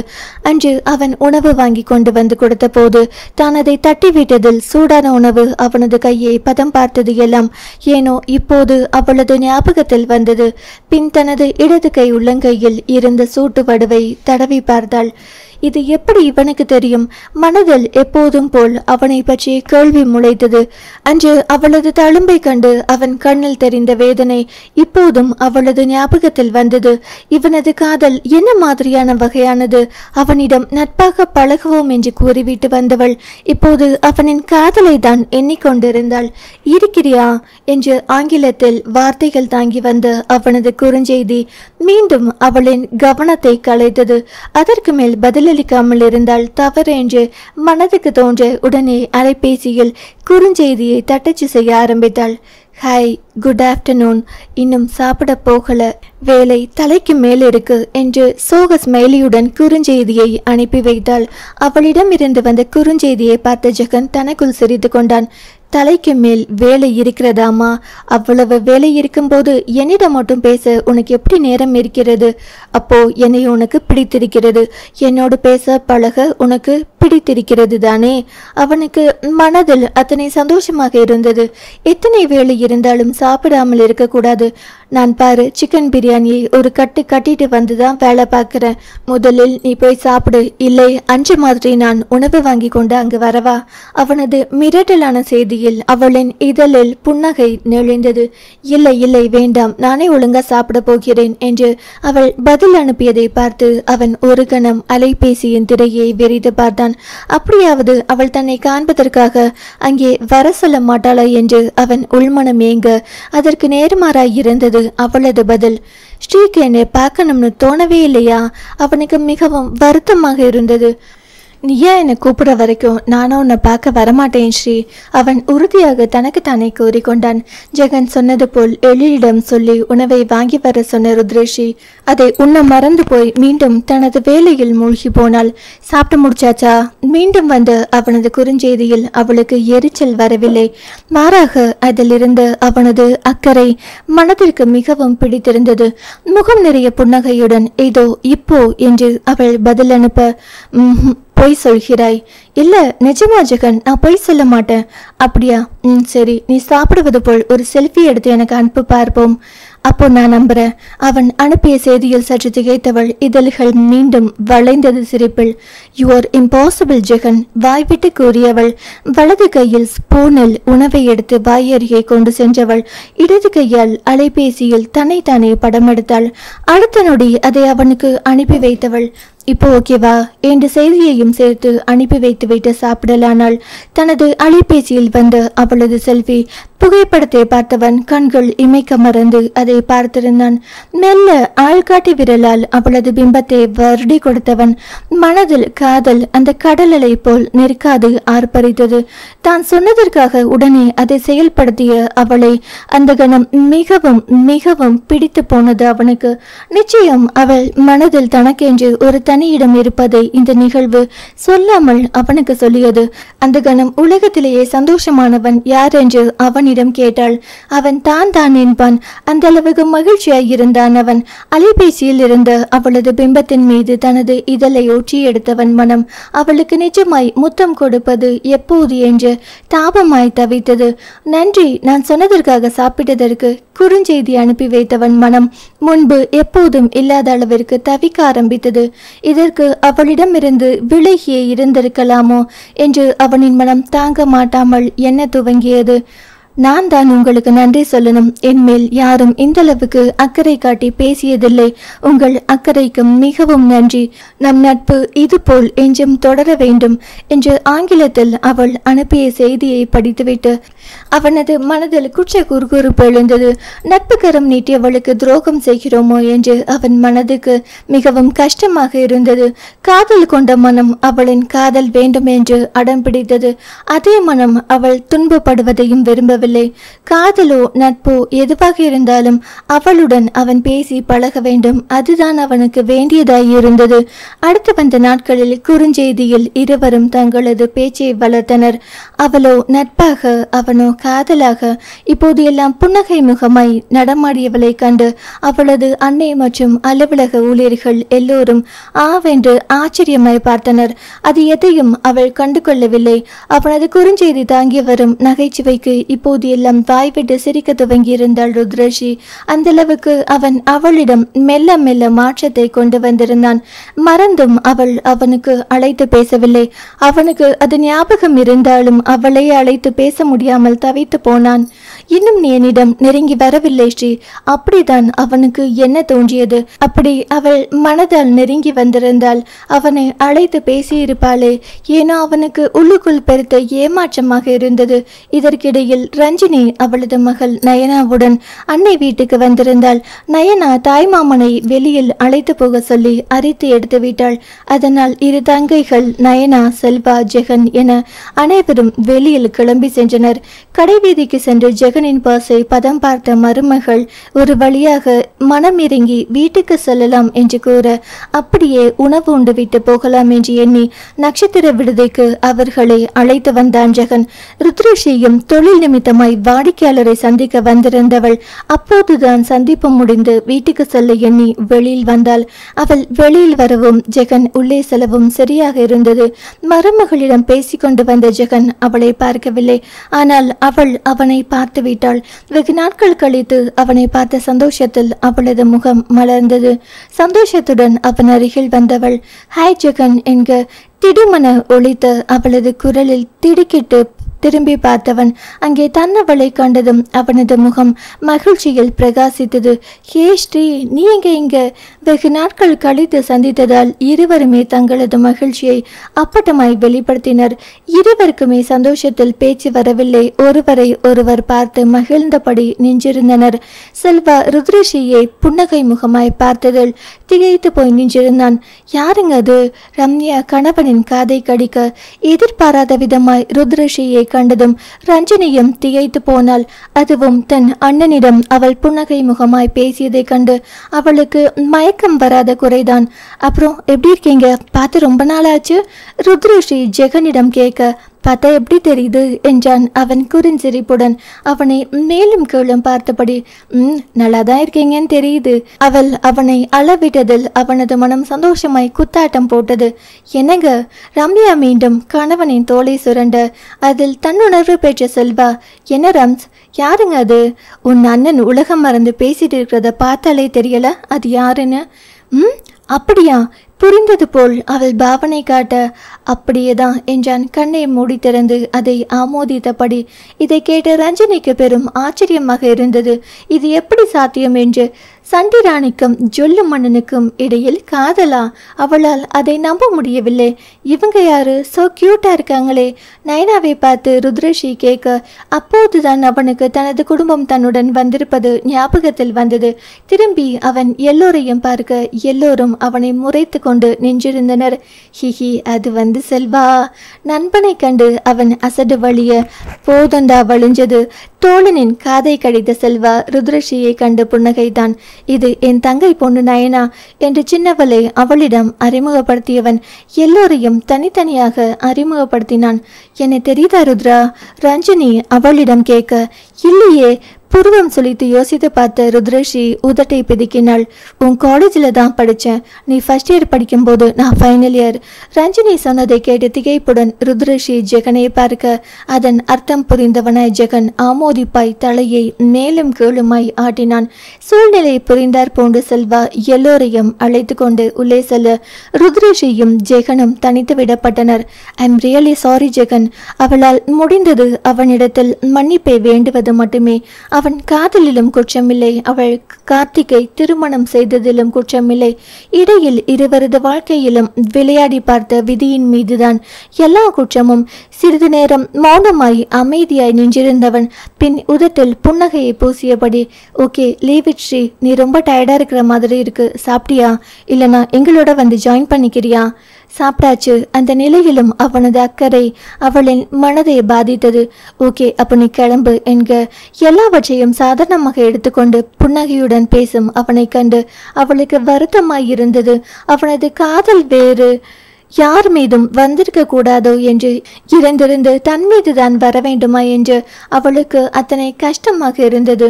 பாய் ஜெகன், குட் நைட். இவ்வளவு நேரம் இருந்த மகிழ்ச்சி முற்றிலுமாய் வடிய அவள் வருத்தத்துடன் அவனிடம் இருந்து விடை பெற்றாள். உள்ளே சென்று தனது குடும்பத்தினருடன் அமர்ந்த ஜெகனின் மனதில் அவளின் வருத்தமான முகமே வந்து நின்று அவனை வேதனைப்படுத்தியது. உடனே தனது அலைபேசியை எடுத்து அவளுக்கு ஒரு நகைச்சுவை துணிக்கை அனுப்பிவிட்டான். நிச்சயம் இதை படித்து பார்த்த பின் அவளின் மனம் அமைதியுறும் என்று அவனுக்கு நம்பிக்கை இருந்தது. அவன் நம்பிக்கை பொய்த்து போகாமல் அவளிடம் இருந்து பதில் வந்தது. பலவித சிரித்த முகத்துடன் ஸ்மேலிகள் அணிவகுத்து நிற்க, யூ ஆர் இம்பாசிபிள் ஜெகன் என்று. அதை கண்டு அவனின் முகம் புன்னகையில் பூரித்தது. அண்ணனின் புன்னகை முகம் ரஞ்சனியை கவர, அண்ணா ருத்ராதா உன் மாற்றத்திற்கான தேவதையா என்று கண்ணை சிமிட்டி குறும்பாய் கேட்க, ஆம் என்றவனை கண்டு சந்தோஷமாய் இருந்தாலும், அண்ணா இது சரி வருமா என்றாள் கலக்கத்துடன். ருத்ரஷியை பற்றி முழுதாய் ரஞ்சனிக்கு தெரியாத போதும் அவளின் குணம் அவளுக்கு தெரியுமாததால் அவளுக்குள் உள்ளுக்குள் கலக்கமாயிருந்தது. சரி வரும், சரியா வரும் என்றவனின் நம்பிக்கையை கண்டு அவளுக்கு சற்று நிம்மதியாக இருந்தது. அடுத்து வந்த நாட்களில் ஜெகன் ருத்ரஷியை காண முயற்சிக்கவில்லை. அவளாக அழைக்க வேண்டும் என்று அதில் மட்டும் ஏனோ அவன் பிடிவாதமாக இருந்தான். அந்த விஷயத்தில் மட்டும் அவன் மனம் அவன் சொன்ன பேச்சை கேட்கவில்லை. இத்தனை நாட்களாய் காத்திருந்த மனம் தனது தவிப்பை அதில் காட்ட நினைத்தது. அந்த நேரம் அவளாக அவனை அழைத்தான். ஜெகன், மலரை மாலாவுக்கு சட்டப்படி தத்து கொடுப்பதை பற்றி உங்ககிட்ட கொஞ்சம் பேசணுமே. நிச்சயம் காரணம் அதுவல்ல, அவளுக்குமே அவனை பார்க்காதது என்னவோ போல் இருக்க அவனை அழைத்து பேசிவிட்டாள். தாராளமா பேசலாம், எங்க வரணும்னு சொல்லு, அங்கே நான் வரேன். அவனது மனம் சந்தோஷத்தில் பரவசம் அடைந்தது. என்னோட ஆபீஸுக்கு வாங்கல. அவள் அப்படி சொன்னதும் உற்சாகமாய் அவனும் கிளம்பிவிட்டான். சொன்ன நேரத்திற்கு வந்த ஜெகனை உற்சாகத்துடன் அவள் வரவேற்றாள். தன்னை கண்டதும் அகமும் முகமும் மலர வரவேற்றவளை கண்டு அவனுக்கு சந்தோஷமாக இருந்தது. அவள் கொஞ்சம் கொஞ்சமாய் தன்னை நெருங்கி வருகிறாள் என்பதை உணர்ந்து கொண்டவனுக்கு அத்தனை மகிழ்ச்சியாய் இருந்தது. மலரை பற்றி சிறிது நேரம் பேசிக்கொண்டிருந்தவர்கள் அதன் பிறகு வேறு பேசிக்கொண்டிருந்தனர். நான் உன்கிட்ட ஒன்று கேட்கலாமா என்று அவன் மெல்ல கேட்டான். கேளுங்களேன். நீ மனமு வந்துதான் மலரை தத்து கொடுக்கிறியா, இல்ல நான் சொன்னதற்காகவா? அன்று அவள் அவனிடத்தில் வேதனையுடன் கூறிய வார்த்தைகள் இன்றும் அவனது நினைவில் இருந்தது. அதனால் தான் அப்படி கேட்டான். அதன் அர்த்தம் புரிந்தவளாய் ஒரு நொடி அமைதியாக இருந்தவள், நீங்க எது செய்தாலும் அது என் நன்மைக்காக தான் இருக்கும். அப்படி இருக்கும்போது இது எப்படி நான் மறுப்பேன்? இதில் என் நன்மையை விட மலருக்கு தான் அதிக நன்மை இருக்கும்போது என்னால் எப்படி மறுக்க முடியும்? அவளின் புரிதலான பேச்சில் மனம் நிம்மதியடைய அவன் ரிலாக்ஸ் ஆய் புன்னகைத்தான். ஆதரவில்லாத அவங்க ரெண்டு பேரும் ஒருத்தருக்கு ஒருத்தர் ஆறுதலா இருப்பாங்கன்னு எனக்கு தோணுச்சு. மற்றபடி அன்னைக்கு நான் உன்கிட்ட சொன்னது எல்லாமே உண்மையான காரணம் இல்லை. அவனது மனம்தான் அவளுக்கு தெரியுமே, உங்களை பத்தி தெரியாதா ஜெகன் என்றவள். நான் ஆசிரமத்துக்கு தான் போறேன், நீங்க வரீங்களா? ஓ எஸ் என்றபடி அவளுடன் சேர்ந்து அவனும் கிளம்பினான். அன்று போல் இருவரும் இணைந்து அந்த மின் தூக்கியில் ஏறினர். அன்றைய ஞாபகத்தில் அவன் அவளை பார்க்க அவளோ சாரி என்று வாயால் மட்டுமல்லாமல் கண்களாலும் இறைஞ்சுதலாய் மன்னிப்பு கேட்க அதில் அவனது மனம் பாகாய் உருகி போனது. ஏ, இதுக்கெல்லாமா சாரி கேட்கிறது என்று அவன் சொன்ன பிறகே அவள் நிம்மதி அடைந்தாள். அந்நேரம் அவளுக்கு அலைபேசியில் அழைப்பு வர அதை எடுத்து காதில் வைத்தவள் பேசி முடித்து அழைப்பை துண்டித்துவிட்டு நிமிர்ந்த போது எதிரில் இருந்த கண்ணாடியில் ஜெகனின் பிம்பம் தெரிந்தது. அன்று குறும்பாக அவளை பார்த்து சிரித்த ஜெகன் இன்று கண்களை மூடிக்கொண்டு கைகள் இரண்டையும் பேண்ட் பாக்கெட்டில் நுழைத்தபடி இடது காலை அழுத்தமாய் தரையில் ஊன்றி வலது காலை லேசாக இடப்புறமாய் வளைத்தபடி நின்றிருந்தவனின் தோற்றம் அவளது கண்ணில் விழுந்து கருத்தை கவர்ந்தது. அவனது கண்ணியம் மிகுந்த அந்த செயல் அவளது மனதில் அழுத்தமாய் பதிந்தது. Jagan, you are impossible. அவளது உதடுகள் மெல்ல முணுமுணுத்தது. அவனது காதில் அவள் முணுமுணுத்த வார்த்தைகள் விழுந்து அவனது உதடுகளில் புன்னகையை விரிவடைய செய்தது. அவளது சுவாச காற்றை தனது உயிர் மூச்சாய் எண்ணி மகிழ்ச்சியாய் அதை சுவாசித்தபடி அவன் நின்றிருந்தான். கீழ்த்தளம் வந்ததும் மின் தூக்கியின் கதவுகள் திறக்க இருவரும் வெளியில் வந்தனர். அவளது கார் அருகில் வந்ததும் அவள், ஜெகன், நீங்க என்னோட வரீங்களா? இல்ல, நான் என்னோட காரில் வரேன் என்றபடி அவளின் கார் கதவை திறந்துவிட்டபடி அவன் கூற ஓகே என்றபடி அவள் காரில் ஏறியதும் அவன் கார் கதவை மூடிவிட, இதை நான் செஞ்சுக்க மாட்டேனா? நீங்க என்னோட டிரைவர் இல்லை என்று சிரித்தபடி அவள் கூற, ஏன், நான் இது கூட செய்யக்கூடாதா? அவனது குரலில் இருந்த ஏதோ ஒன்றில் திடுக்கிட்டு போய் அவள் பார்க்க அவனது முகமோ சாதாரணமாக இருந்தது. நான் தான் ஏதேதோ தவறா நினைச்சுக்கிட்டு இருக்கேன் என்றபடி தன்னை தானே திட்டிக் கொண்டவள் அவனை வர சொல்லிவிட்டு காரை எடுத்தாள். அவனும் புன்னகைத்தபடி தனது காரை கிளப்பியவன் அவளை பின்தொடர்ந்தான். தனது இந்த விலகல் அவளது மனதில் நெருக்கத்தை கொண்டு வரும் என்று அவன் நினைத்தான். ஆசிரமம் சென்றதும் ஜெகன் மற்ற சிறுவர்களுடன் சேர்ந்து கிரிக்கெட் விளையாடி கொண்டிருக்க ருத்ரஷி மரத்தின் கீழிருந்த கல்மேடையின் மீது அமர்ந்து மலருடன் பேசிக் கொண்டிருந்தாள். அப்போதுதான் மழை பெய்து ஓய்ந்திருந்தது போலும் ஆங்காங்கே தண்ணீர் தேங்கியிருந்தது. வானில் அழகிய கோலமாய் வானவில் தோன்றியிருந்தது. அதை மலருக்கு காண்பித்து அவள் கதை பேசிக் கொண்டிருக்க ஜெகன் விளையாடியபடி மலரை தங்களுடன் விளையாட அழைத்தான். மலர், விளையாட வரியா? அவளோ அனுமதி வேண்டி ருத்ரஸ்ரீயின் முகத்தை ஏறிட்டு பார்த்தாள். போ மலர். ருத்ரஸ்ரீ அவளுக்கு அனுமதி தர பட்டாம்பூச்சியாய் அவனிடம் பறந்து சென்றாள் அந்த சின்னஞ்சிட்டு. அந்த காட்சியை கண்ட ஜெகனோ உறைந்து போய் நின்றான். ருத்ரஸ்ரீயை தனது மனைவியாய் மலரை தனது மகளாய் நினைத்து பார்த்தவன் மனம் மகிழ்ச்சியில் விம்மியது. காண கிடைக்காத அரிய காட்சி. கற்பனையில் அவன் அனுதினமும் காணும் காட்சி. அவனை தினமும் வெம்மையில் மூழ்கடிக்கும் காட்சி இது. கடவுளை, இதை நிஜமாக்கிவிடு என்று அவனது காதல் உள்ளம் இறைவனிடம் வேண்டிக் கொண்டது. மலரும் விளையாட சென்றதும் ருத்ரஸ்ரீ அவர்களை வேடிக்கை பார்த்தபடி அப்படியே அமர்ந்திருந்தாள். சிறுவர்களோடு சிறுவனாக சந்தோஷமாய் விளையாடும் ஜெகனை தான் அவளது கண்கள் கவனித்துக் கொண்டு இருந்தது. எந்த கவலையும் இல்லாமல் இப்படி சந்தோஷமாய் இருப்பதற்கும் வரம் வாங்கி கொண்டு பிறந்திருக்க வேண்டும் என்றே அவளுக்கு தோன்றியது. அப்படியே யோசனையில் அமர்ந்திருந்தாள். எவ்வளவு நேரம் அப்படியே அமர்ந்திருந்தாலோ அதற்குள் விளையாடி முடித்தவர்கள் உள்ளே சென்று விட்டனர். ஜெகன் அவளை நோக்கி வந்தான். அவளோ இவனை கவனிக்காது தனது யோசனையில் மூழ்கியிருந்தாள். அப்போதுதான் அவனுக்கு அந்த எண்ணம் தோன்றியது. சட்டென்று அவன் அவள் அமர்ந்திருந்த மரத்தின் கிளைகளை பிடித்து லேசாக ஆட்டிவிட அதன் இலைகளின் தேங்கியிருந்த மழை நீர் அவள் மீது மழை சாரலாய் பொழிந்தது. அதில் திடுக்கிட்டு எழுந்தவள் கையில் மரக்கிளைகளை பற்றியபடி நின்றிருந்த ஜெகனை கண்டதும் பொய்க்கோபத்துடன், என்ன ஜெகன் இது, ட்ரெஸ் எல்லாம் நனைஞ்சிருச்சு என்று சின்னங்களாய் கூற அவளது சின்னங்கள் மொழி கூட அவனுக்கு சங்கீதமாய் ஒலித்தது. எனது ட்ரெஸ் நனைஞ்சிருச்சா? மழையை ரசிக்கும் அந்த பழைய ஸ்ரீ எங்கே போனாள்? அதை கேட்டதும் அவள் அதிர்ந்து போய் அவனை பார்த்தாள். உனக்கு மழை பிடிக்கும் தானே? இரு புருவம் தூக்கி அவன் வினவ, ஆம் என்பது போல் அவளது தலை தானாக ஆடியது. அப்போ அதை ரசி என்றவன் மீண்டும் மரக்கிளையை சற்று வேகமாயாட்ட இப்போது இலைகளில் இருந்த நீர்த்திவலைகள் பெருந்துளிகளாய் மாறி மழையாய் பொழிந்து அவளை சுகமாய் நினைத்தது. அதில் மனம் பரவசமடைய கண்களை மூடிக்கொண்டு அண்ணாந்து பார்த்தபடி அதை ரசித்தபடி நின்றிருந்தவளின் தோற்றம் அவனது மனதை நிறைத்தது. அவள் அருகில் வந்தவன் அவள் காதுக்கு அருகில் குனிந்து, என்ன பிடிச்சிருக்கா என்று ரகசிய குரலில் கேட்க அதில் கண்களை திறந்தவள் திரும்பி அவனை பார்த்து ஆம் என்பது போல் தலையசைத்தவள் மனம் நெகிழ்ந்திருந்தது அவனது அந்த செயலில்.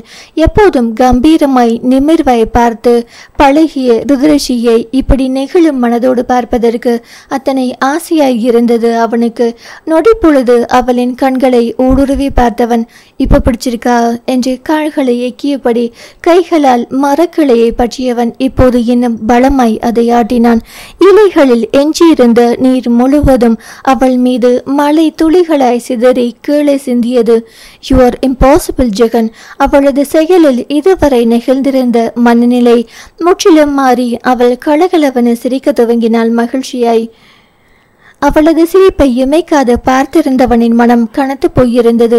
இத்தனை நாளாய் மனம் விட்டு சிரிக்காது இயந்திரம் போல் வாழ்ந்து வந்தவளின் இந்த அபூர்வ சிரிப்பை அவனது கண்கள் அப்படியே படம் பிடித்து தனது இதயத்தில் பத்திரமாக சேமித்து வைத்து கொண்டது.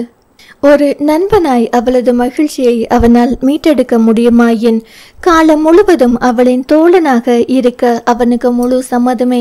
தோழனாய் இருந்தால் என்ன, காதலனாய் இருந்தால் என்ன, எதுவாக இருந்தாலும் அவளின் சந்தோஷம்தான் அவனுக்கு முக்கியமான ஒன்றாக தோன்றியது. அந்த கணம் அவளுக்கு உண்மையாக நடக்க அவனின் மனம் விருப்பம் கொண்டது. அதாவது ஒரு தோழனாக தனியே பார்த்து கொண்டிருந்த ஜெகனின் பார்வையில் சிரித்தபடி ருத்ரஷி தன் கையை அவன் முகத்தின் முன் ஆட்டியபடி என்னாச்சு ஜெகன்? அவளின் புன்னகையை ஆசை தீர பார்த்தவன் நீ எப்பவுமே இப்படி சிரிச்சுக்கிட்டே இருக்கணும் ஸ்ரீ என்றான் தனது மனதை மறையாது. அவனது வார்த்தைகளில் திகைத்து போய் அவனை பார்த்தாள் அவள். அத்தனை வருடங்களாய் பாசத்தை பொழிந்து வளர்த்த தந்தை நொடி பொழுதில் அவளது மகிழ்ச்சியை ஒரு பொருட்டாய் எண்ணாமல் தூக்கி எறிந்து விட்டு சென்று விட்டார். சிறு குழந்தையின் பட்டாம்பூச்சி போல் சிறகடித்து பறக்க நினைக்கும் களிப்பான மனநிலையை கொஞ்சமும் நினையாது தான் நினைத்ததை சாதிக்க எண்ணி அதன் இறக்கையை பீத்து போட்டு அதன் சந்தோஷத்தை சாகடித்து விட்டு தான் மட்டும் சந்தோஷமடைந்த அவளது தாத்தா தாலி கட்டிய கணவனான கார்த்திக் அவனது சந்தோஷத்தை மட்டுமே எண்ணி பார்த்தவன். அவளது சந்தோஷத்தை கொஞ்சமும் நினைக்காது அவளை பிரிந்து சென்று விட்டான். இப்படி அவளை சுற்றியிருந்த ஆண்கள் அனைவரும் சுயநலமாய் தங்களது நலத்தை மட்டும் பெரிதாக எண்ணி அவளின் மகிழ்ச்சியை கொன்றுவிட்டு சென்றுவிட இவன் மட்டும் ஏன் அவளின் மகிழ்ச்சிக்காக இத்தனை பாடுபடுகிறான்? அத்தனை நேசமா என் மீது என்றும் போல் இன்றும் அவள் அவனது காதலை உணர்ந்த பிரமிப்பில் அசையாது நின்றிருந்தாள். தனது தன்னலமற்ற செயலால் அவன் தனது காதலை அவளுக்கு உணர்த்தி கொண்டிருந்தான். கொஞ்சம் கொஞ்சமாய் காலம் முழுவதும் தனது காதலை அவளுக்கு உணர்த்துவான் அவன். அத்தியாயம் 38. விடுமுறைக்கு தாய் வீட்டுக்கு வந்து சீராட்டி விட்டு தனது இல்லத்திற்கு கிளம்பி கொண்டிருந்தாள் ரஞ்சனி. ஜெகனின் வாயிலாக அவளுக்கு ருத்ரஷியை பற்றிய விஷயங்கள் எல்லாம் தெரிந்து போனது. ருத்ராவின் வாழ்க்கை இப்படியானதில் அவளுக்கு வருத்தம் இருந்தாலும் அத்தோடு அண்ணனின் வாழ்க்கையும் சேர்ந்து வீணாக போவதைக் கண்டு கஷ்டமாக இருந்தது. கிளம்பும் முன் தனியே அண்ணனை சந்தித்தவள், அண்ணா, ருத்ராவா மனம் வாரி வருவான்னு எனக்கு தோணல. நீயும் இப்படி பொறுமையா இருந்தா எப்படின்னா? அவள் கூறியதை கேட்டு சிரித்தவன், அதை நான் பார்த்துக்கிறேன். நீ உன் புருஷனையும் மகளையும் நல்லா பார்த்துக்கோ. அது எங்களுக்கு தெரியாதாக்கும். நீ எப்போ குடும்பஸ்தனாக போறேன்னு கேட்டா நீ என்ன கலாய்க்கிறியாக்கும்? மெதுவா ஆகலாம். இப்போ அதுக்கு என்ன அவசரம்? அது வரைக்கும் பேச்சுலர் லைஃபை என்ஜாய் பண்ணிக்கிறேன். பார்த்தனா இப்படியே பொறுமையா இருந்தேன்னு வை, கடைசியில் 60 வயசானாலும் நீ பேச்சுலர் தான் என்று தங்கை அவனை கிண்டல் செய்தாள். அதுக்குள்ள நான் அவளை கரெக்ட் பண்ணிடுவேன். அப்பாடா, இப்போதான் எனக்கு நிம்மதியா இருக்கு. அண்ணா, உன் கல்யாணத்துக்கு எனக்கு வைர நகை வாங்கி தரணும். உனக்கு மட்டும் இல்ல, உன் பொண்ணுக்கும் சேர்த்து வாங்கி தரேன் என்றவனின் முகம் அத்தனை சந்தோஷமாயிருந்தது. அதை கண்டு ரஞ்சனிக்கும் சந்தோஷமாயிருந்தது. ரஞ்சனியை ரயிலில் ஏற்றி அனுப்பி வைத்துவிட்டு ஜெகனும் செல்வாவும் மட்டும் தனித்து காரில் வந்து கொண்டிருந்தனர். மச்சி, அப்படி என்னடா மந்திரம் போட்ட? எப்பவும் கஞ்சி குடிச்ச மாதிரி விரைச்சிக்கிட்டு நிக்கிற உன்னாளு எப்படிடா இப்படி சிரிச்ச முகத்தோட? என்னால நம்ப முடியல மச்சி. ஆச்சரியமும் வியப்புமாய் செல்வா ஜெகனிடம் கேட்டான். அதான் ஐயாவோட மகிமை மாப்ள. சட்டை காலரை அவன் தூக்கிவிட்டு பெருமைப்பட்டு கொள்ள, அது என்னவோ உண்மைதான் மச்சி. அதிரடி பாட்டியான உன்கிட்ட இப்படி ஒரு பொறுமை நிதானத்தை சத்தியமா நான் எதிர்பார்க்கல என்றவன். ஏண்டா இன்னும் ஏன் இப்படி ஜவ்வு மாதிரி இழுத்துட்டு இருக்க? பேசாம அவள் கழுத்தில் தாலி கட்டிட்டு அதுக்கப்புறம் உன் காதல நீ உணர்த்தினால் என்ன? எதுக்கு இப்படி நீ கஷ்டப்படணும்? ஜெகன் அவனை கூர்ந்து பார்த்தவன். நீ ஏன் மாப்பிள்ள ரம்ச அந்த மாதிரி வலுக்கட்டாயமா கல்யாணம் பண்ணி உன் காதலை புரிய வைக்க முயற்சி பண்ணாம மும்பையில் போய் ஒளிஞ்சுக்கிட்டு இருந்த? அது என் நிலைமை வேற மச்சி. ஆனா நீ அப்படி இல்லை. காதலில் எல்லாருடைய நிலைமையும் ஒண்ணுதாண்டா. நம்ம காதலிக்கிறவங்களை நம்மளால கஷ்டப்படுத்தி பார்க்க முடியாது. இப்போ என் நிலைமையும் அது மாதிரி தான். கூடி சீக்கிரம் அவள் என் காதலை புரிந்து கொள்வாள். அவளுக்கு புரிய வைக்காமல் நானும் ஓய போவதில்லை. நம்பிக்கையுடன் கூறியவனை கண்டு செல்வா அவனின் நம்பிக்கை வெற்றி பெற வேண்டும் என்று மனதில் வேண்டிக் கொண்டான். அன்றிரவு உறங்க செல்லும் முன் ஜெகன் எப்போதும் போல் ருத்ரஸ்ரீக்கு குட் நைட் என்ற குறுஞ்செய்தியை தட்டிவிட்டு விட்டு படுக்கைக்கு செல்ல அடுத்த நொடி அவளிடமிருந்து நான் படி டென்ஷனா இருக்கேன், பேட் நைட் ஃபார் மீ என்று சோக ஸ்மைலியுடன் செய்தி வந்தது. அதை கண்டு சிந்தனை வையப்பட்டவன் அடுத்த கணம் அவளுக்கு அழைத்திருந்தான். எதுக்கு டென்ஷன்? Any problem? மறுமுனையில் அவள் எடுத்ததும் பதற்றத்துடன் ஒலித்தது அவனது குரல். நீங்க பதற்றப்படுற அளவுக்கு பெரிய விஷயம் இல்லை. அவனை புரிந்தவளை அவள் எடுத்ததும் அப்படி கூற அவள் அப்படி கூறியதும் படபடப்பு நீங்கியவனாய் நிம்மதியுடன் நீ இப்படி பேட் நைட் அப்படி இப்படின்னா நான் என்ன நினைக்கிறது என்றவனின் குரலில் இருந்த அக்கறை எப்போதும் போல் அவளது இதே கதவை தட்டி சென்றது. அவனின் இந்த அக்கறை, தன்னலமில்ல அன்பு, இது எல்லாம் தானே அவளை அவனிடத்தில் மனம் விட்டு பழக சொல்கிறது. மனதில் சந்தோஷமோ இல்லை துக்கமோ எதுவாக இருந்தாலும் அவனிடத்தில் பகிர்ந்து கொள்வதில் அவளுக்கு ஒரு சிறு நிம்மதி. நான் கொஞ்சம் டென்ஷனாக இருக்கேன், அதான் ஏன்னு கேட்குறேன். நாளைக்கு ஒரு ப்ராஜெக்ட் விஷயமா ஃபாரின் கம்பெனி கூட பேசணும், கொஞ்சம் டென்ஷனாக இருக்கு. அதை கேட்டு அவன் வாய்ப்பிட்டு சிரித்தான். அவனின் மனதில் அன்று வெளிநாட்டினருடன் கம்பீரமாக பேசிய ருத்ரஸ்ரீயின் உருவம் வந்து போனது. அட, ஸ்ரீக்கு கூட இப்படியெல்லாம் டென்ஷன் வருமா? என்னோட டென்ஷன் உங்களுக்கு கிண்டலா இருக்கா? பின்ன எவ்வளவு தைரியமான பொண்ணு நீ, அதிலும் ரொம்ப திறமையான பொண்ணு. நீ எப்படி சொன்னா எப்படி? அதில் அவள் சற்று நேரம் மௌனமாயிருந்தாள். ஸ்ரீ லைனில் இருக்கியா? அவள் பதில் பேசாது இருக்கவும் அவன் அப்படி கேட்டான். இருக்கேன் என்றவள். எல்லோரும் அப்படிதான் நினைச்சுக்கிட்டு இருக்காங்க. ஆனா எனக்கும் எல்லாரையும் போல் பயம் இருக்கும்னு யாருக்கும் தெரியாது. அவனுக்குமே அவளின் இந்த பயம் புதிதுதான். அவன் அறியாத அவளின் மனம் இன்னமும் இருக்கிறது என்றுதான் அவனுக்கு தோன்றியது. தான் அவளை பற்றி தெரிந்து கொண்டது கொஞ்சம்தான், தெரியாதது இன்னமும் இருக்கிறது என்று நினைத்து கொண்டான். ஆனாலும் அவள் மனதை மறியாது தன்னிடம் உரைக்கும் அவளின் மனநிலை அவனுக்கு நன்கு புரிவதாய், அவளின் மனதில் நெருக்கமானவனாய் அவன் இருக்கிறான் என்பதற்கு இது ஒரு சான்று. அவளின் மனநிலையை லேசாக்குவதற்காக இப்போ எனக்கு தெரிஞ்சிடுச்சே என்று கூறி சிரித்தவன். இப்படியா பயப்படுறது ஸ்ரீ? எதையும் தைரியமா எதிர்கொள்ள வேண்டாமா என்றானி மங்கம்மா. அதை சொல்லிய பிறகுதான் அதன் அர்த்தம் புரிந்தவனாய் நாக்கை கடித்தான் அவன். ஆனால் அவள் அதை சாதாரணமாக எடுத்துக்கொண்டாள். இது என்னோட ஃபீல்டு இல்லாத புது ப்ராஜெக்ட், அதான் கொஞ்சம் பயமா இருக்கு. உன்னால முடியும் ஸ்ரீ என்று நம்பிக்கை அளித்தவனின் குரலில் அவளது மனம் நெகிழ்ந்தது. இதுநாள் வரை யாருடைய ஊக்கமும் உத்வேகமும் இல்லாமல் தான் அவள் முன்னேறி வந்திருக்கிறாள். முதன்முறையாக அவனின் ஊக்கம் அவளுக்கு பெருத்த ஆறுதலாக இருந்தது. தேங்க்ஸ் ஜெகன் என்றாள் மனதார. மனதில் உள்ளதை சொல்லி அழக்கூட ஆளில்லாத தனிமை கொடுமையை அவளின் வார்த்தை நெகிழ்ந்து வந்ததிலிருந்து அவன் புரிந்து கொண்டான். அவளது நிலை கண்ட அவனுக்கு அத்தனை கஷ்டமாக இருந்தது. காலம் முழுவதும் உனது பாரத்தை சுமக்க நான் இருக்கிறேன் மனதில் சொல்லி கொண்டவன். இதுக்கு ஃபினான்ஷியல் ஹெல்ப் எதுவும் வேணும்னா தயங்காம கேளு ஸ்ரீ. அன்று அவள் சொத்து பத்திரங்களை கொடுத்துவிட்டு வந்த பின் ஜெகனும் அவனது தந்தையும் சட்ட ரீதியாக அவளது தொழிலில் இருந்து விலகி கொண்டனர்.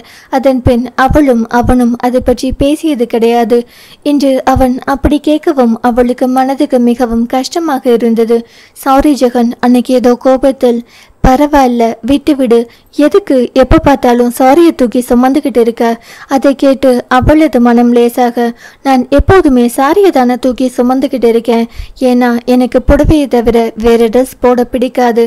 அவளது நகைச்சுவை பேச்சில் அவனது புருவங்கள் வியப்பில் உயர்ந்தது. ஜோக்கு சிரிப்பே வரல என்றான் வேண்டுமென்றே. ஜோக்கு ரசிக்க தெரியாதவங்க எல்லாம் சிரிப்பை பற்றி பேசக்கூடாது என்றவள் கலகலத்து சிரிக்க அதை அவன் கண்களை மூடி ரசித்து கேட்டுக்கொண்டு கொண்டிருந்தான். ஜெகன், நீங்க கேட்டதுக்கு தேங்க்ஸ். இதுக்கு பெருசா ஃபைனான்ஸ் தேவைப்படாது. எல்லாமே பேங்கில் கடன் தான் வாங்கணும். ஓ என்றவன், உன்னால் எதையும் சாதிக்க முடியும் ஸ்ரீ. இப்போ நீ ஓகேவா? டபுள் ஓகே என்று சிரித்தவளை கண்டு அவனுக்கும் சிரிப்பு வந்தது. இப்போதாவது நான் தூங்க போலாமா? ஓ சாரி ஜெகன், ரொம்ப நேரமாச்சு. Good night. குட் நைட் தானே? உங்ககிட்ட பேசிய பிறகு அது பேட் நைட் ஆகுமா? எல்லாமே குட் நைட் தான் என்று சிரித்தபடி அழைப்பை துண்டித்தாள். அவள் இந்தளவுக்கு மனம் திறந்து பேசியது அவனுக்கு சந்தோஷமாக இருக்க இன்று என்றுமில்லாத நிம்மதியுடன் அவன் தூங்க சென்றான். அங்கு அவளோ எப்போதும் டென்ஷனாக இருந்தால் உபயோகிக்கும் தூக்க மாத்திரையை தூக்கி குப்பை கூடையில் போட்டவள். மனம் லேசாகி இருந்தது. ஏற்கனவே அவள் தன்னம்பிக்கை அதிகம் உள்ள பெண்தான் என்றாலும் சில நேரங்களில் மனதளவில் இப்படி தடுமாறுவதுண்டு. முன்பு அதை யாரிடமும் பகிர்ந்து கொள்ள முடியாமல் டென்ஷனில் உறங்க மறந்து மருத்துவரின் பரிந்துரையின் பேரில் தூக்க மாத்திரைக்கு பழகியிருந்தாள். ஆனால் இப்போது ஜெகனுடன் பேசியதில் அவளது தன்னம்பிக்கை இன்னும் அதிகரித்தது. மனதிலும் நிம்மதி தோன்ற உதட்டில் உறைந்த புன்னகையுடன் உறங்க சென்றாள். நினைத்தது போல் அந்த தொழில் கூட்டத்தை வெற்றிகரமாக பேசி முடித்தவள். உடனே அவனுக்கு அழைத்து தகவல் சொன்னாள். அதை கேட்டு சந்தோஷப்பட்டவன், இன்னைக்கு ஈவினிங் என்னோட ஃபிலிம் ஒன்று சக்சஸ் ஆனதுக்கு ஒரு சின்ன பார்ட்டி வச்சிருக்கோம், நீ வரியா? பார்ட்டியா? அவள் இழுத்தாள். ஓகே, வேண்டாம்னா விற்று. இல்லை, நான் வரேன் என்றால் அவனின் மனதினை படித்தவளாய். ஏனோ அவனுக்கு ஏமாற்றத்தை அளிக்க அவளுக்கு விருப்பமில்லை.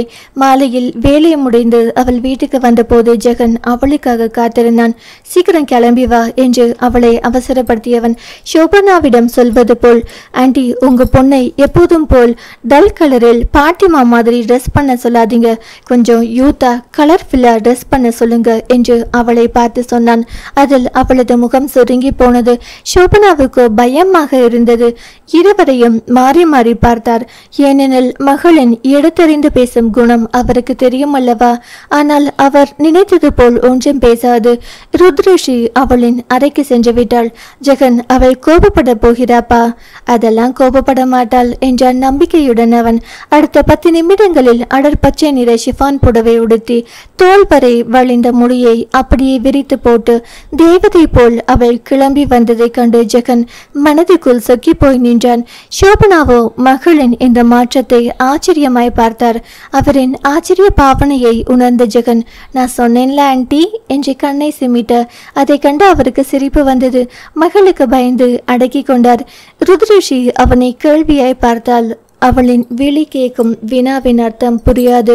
ஒரு நொடி விழித்தவன் பின்பு புரிந்து கொண்டது போல் தலையாட்டி புன்னகைத்தவன் ஷோபனாவிடம், ஆண்டி, இப்போதான் உங்க பொண்ணு யூத்துன்னு ப்ரூவ் பண்ணியிருக்கா என்றான் சந்தோஷமாய்.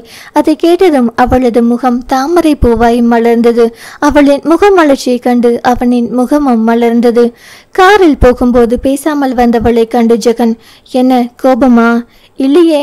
ஆம் என்றால் ஏன், எதற்கு என்று காரணம் சொல்ல வேண்டும். அதனால் அமைதியாக இருந்தாள். இல்லைன்னு நீ சொன்னாலும் என் மேல உனக்கு கோபம்தான், அது எனக்கு தெரியும் என்றவன். உன் இதய கதவுகளை அழுத்தமாக மூடிக்கிட்டு இறுக்கமாய் இருக்காத ஸ்ரீ, உன் இறுக்கத்தை கொஞ்சம் தளர்த்தி ஃப்ரீயாயிரு. அவன் அப்படி சொன்னதும் அவளது முகம் ஒரு நொடி இறுகி மறுநொடி மீண்டும் பழையபடி ஆனது. முயற்சி செய்கிறேன். அவளது பதிலில் திரும்பி பார்த்தவன் மேலே ஒன்றும் பேசவில்லை. அவளின் போக்கில் சென்றுதான் அவளை மாற்ற வேண்டும் என்று எண்ணிக்கொண்டான். அந்த விருந்து அப்படியொன்றும் அவளுக்கு பிடித்தமானதாய் இல்லை. அங்கு எங்கும் மதுவும் மேற்கத்திய கலாச்சாரமும் பிரதிபலித்தது. அவளை மாதிரி உயர் வகுப்பினருக்கு இது எல்லாம் சாதாரணம் என்றாலும் அவள் இதுபோல் எங்கும் சென்றதில்லை. இப்படிப்பட்ட விருந்துகளை அவள் முற்றிலும் தவிர்த்து விடுவாள். இன்று ஜெகனுக்காக வந்திருந்தாள். அதனால் அவனின் மனம் வாடக்கூடாது என்பதற்காக உதட்டை இழுத்து வைத்து போலியாய் சிரித்தபடி நின்றிருந்தாள். அவளை தன்னுடனேயே வைத்து கொண்ட ஜெகனை எல்லோரும் ஆச்சரியமாக பார்த்தனர். அதிலும் அதித்தி சற்று பொறாமையுடன் அவர்களை பார்த்தாள். ஆனால் ஜெகனை நெருங்கி பேசும் தைரியம் அவளுக்கு கிடையாது. என்னதான் அவன் அவளிடம் சிரித்து பேசினாலும் அவளை ஒரு எல்லைக்கு மேல் அவன் தன்னிடத்தில் நெருங்க விட்டதில்லை. எட்டாக்கணியாக ஜெகனை கண்டு அதிதி பெருமூச்சு விட்டாள். போலாமா ஸ்ரீ? ஜெகன் கேட்டதும், இன்னும் பார்ட்டி முடியலையே. சுற்றுமுற்றம் பார்த்தபடி ருத்ரஸ்ரீ கோர, உனக்கு பிடிக்கலையே? அவன் சொன்னதும் அவள் திகைப்புடன் அவனை நிமிர்ந்து பார்க்க அவனோ புன்னகையுடன் நின்றிருந்தான். உன் மனசு ரிலாக்ஸாக இருப்பதற்கு தான் பார்ட்டிக்கு கூட்டிட்டு வந்த. உனக்கு பிடிக்கலங்கிறப்போ எதுக்கு இருந்துக்கிட்டு? புரிதலுடன் கூறியவனை அந்த கணம் பிடித்துதான் இருந்தது அவளுக்கு. மறுநாள் செய்தித்தாளில் ஓரத்தில் வழக்கம் போல் அவர்கள் இருவரையும் பற்றி கிசுகிசு வந்திருந்தது. ஜெகனுக்கு உள்ளுக்குள் அவளை நினைத்து கலக்கமாக இருந்தது. ஆனால் அவளோ அதை சற்றும் கண்டுகொள்ளவில்லை. உங்க மனசுலோ என் மனசுலோ கல்மிஷம் இல்ல, அப்ப எதுக்கு இதை பத்தி கவலைப்படணும் என்று இலகுவாய் அவள் கூற அவன் தான் திகைத்து போனான் அவளது வார்த்தைகளில். அன்று திட்டமிட்டு செய்தா என்று குற்றம் சாட்டிய அவளது அதே வாய் இன்று இப்படி பேசுவதைக் கண்டு அவன் மனம் ஆச்சரியத்தில் ஆழ்ந்தது. அவளது நம்பிக்கை கூறியவனாக தான் மாறி வருகிறோம் என்பதை அவனுக்கு அத்தனை மகிழ்ச்சியாக இருந்தது. அலுவலகம் செல்வதற்காக சிக்னலில் காத்து கொண்டிருந்த ஜெகன், என்னடா இது, ஒரு கார் கூட நகர மாட்டேங்குது, எரிச்சலுடன் சலித்தபடி எதேச்சையாக பக்கவாட்டில் திரும்பி பார்த்தான். அவனுக்கு அருகில் ருத்ரஷியின் கார் நின்றிருந்தது. சந்தோஷத்துடன் அவளிடம் பேசுவதற்காக கார் கதவின் கண்ணாடியை கீழிறக்கியவன் அவள் அருகில் அமர்ந்திருந்த கார்த்திகை கண்டதும் அதிர்ந்து போய்விட்டான். இவன் எப்படி ஸ்ரீயோடு? மனதில் ஆத்திரம் எழுந்தது. அதிலும் சுற்றுப்புறம் கூட கவனத்தில் பதியாமல் ருத்ரஷி கார்த்திகோடு ஏதோ பேசிக் கொண்டிருந்தாள்.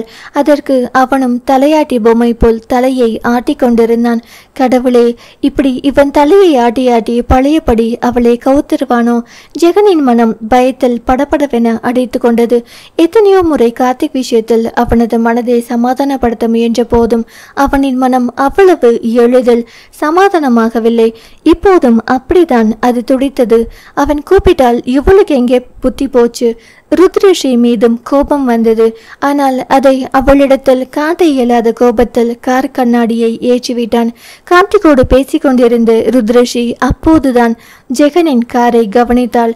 அவனிடம் பேச எண்ணி அவள் கார் கண்ணாடியை கீழிறக்கும் போது சிக்னல் விழுந்துவிட ஜெகனின் கார் விருட்டென்று கிளம்பி சென்று விட்டது. ஜெகன் என்னை பார்த்தானா இல்லையா? மனம் அலைப்புற காரை கிளப்பியவள் தனது அலைபேசியை எடுத்து அவனை தொடர்பு கொண்டாள். கோபமாய் இருந்த ஜெகனோ அவளின் அழைப்பை எடுக்கவில்லை. மீண்டும் மீண்டும் அழைத்து தோற்றவள் மனம் மிகவும் சோர்ந்து போனது. ஜெகன் ஏன் போன் எடுக்க மாட்டேங்கிறாரு? டென்ஷனில் வாய்விட்டு கூறிவிட்டாள். அதை கேட்ட கார்த்திக் அவளை புரியாது பார்த்தான். அவள் ஜெகன் என்றதுமே அது யார் என்று புரிந்து போனது அவனுக்கு. ஆனாலும் ருத்ராவின் டென்ஷன் அவனை ஆச்சரியத்தில் ஆழ்த்தியது. 20 முறை அழைத்த பின் ஒரு வழியாக ஜெகன் அவளது அழைப்பை எடுத்தான். எங்கே இருக்கீங்க? ஆபீஸுக்கு போயிட்டு இருக்கேன் என்றான் மொட்டையாக. சரி என்றவள் ஒன்றும் பேசாது வைத்து விட்டாள். ஒருவேளை கார்த்திகோடு என்னை பார்த்து விட்டானோ?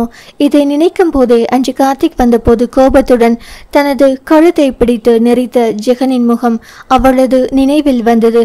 அதிலேயே தெரிந்து போனது அவனுக்கு கார்த்திகை பிடிக்காது என்று. அதற்கு காரணம் அவள்தான் என்பது அப்போது அவளது புத்தியில் உரைக்கவில்லை. இப்போது அவளது அழைப்பை அவன் புறக்கணித்ததிலேயே தெரிந்து போனது அவனது கோபத்தின் அளவு. ஏனோ மனதுக்கு மிகவும் கஷ்டமாக இருந்தது. உடனே அவனை பார்த்து சமாதானம் செய்ய வேண்டும் என்று அவளது மனம் துடித்தது. அவள் அழைப்பை துண்டித்ததும் அலைபேசியை வெறித்து பார்த்த ஜெகன் எரிச்சலுடன் அதை சட்டைப்பையில் போட்டுவிட்டு சாலையில் கண்பதித்தான். கார்த்திக், நீங்க இங்க இறங்கிக்கிறீங்களா? எனக்கு முக்கியமான வேலை இருக்கு. அப்படி என்ன வேலை ருத்ரா? அந்த ஜெகனை பார்க்க போறதா என்றவனை அழுத்தமாய் திரும்பி பார்த்தவள்.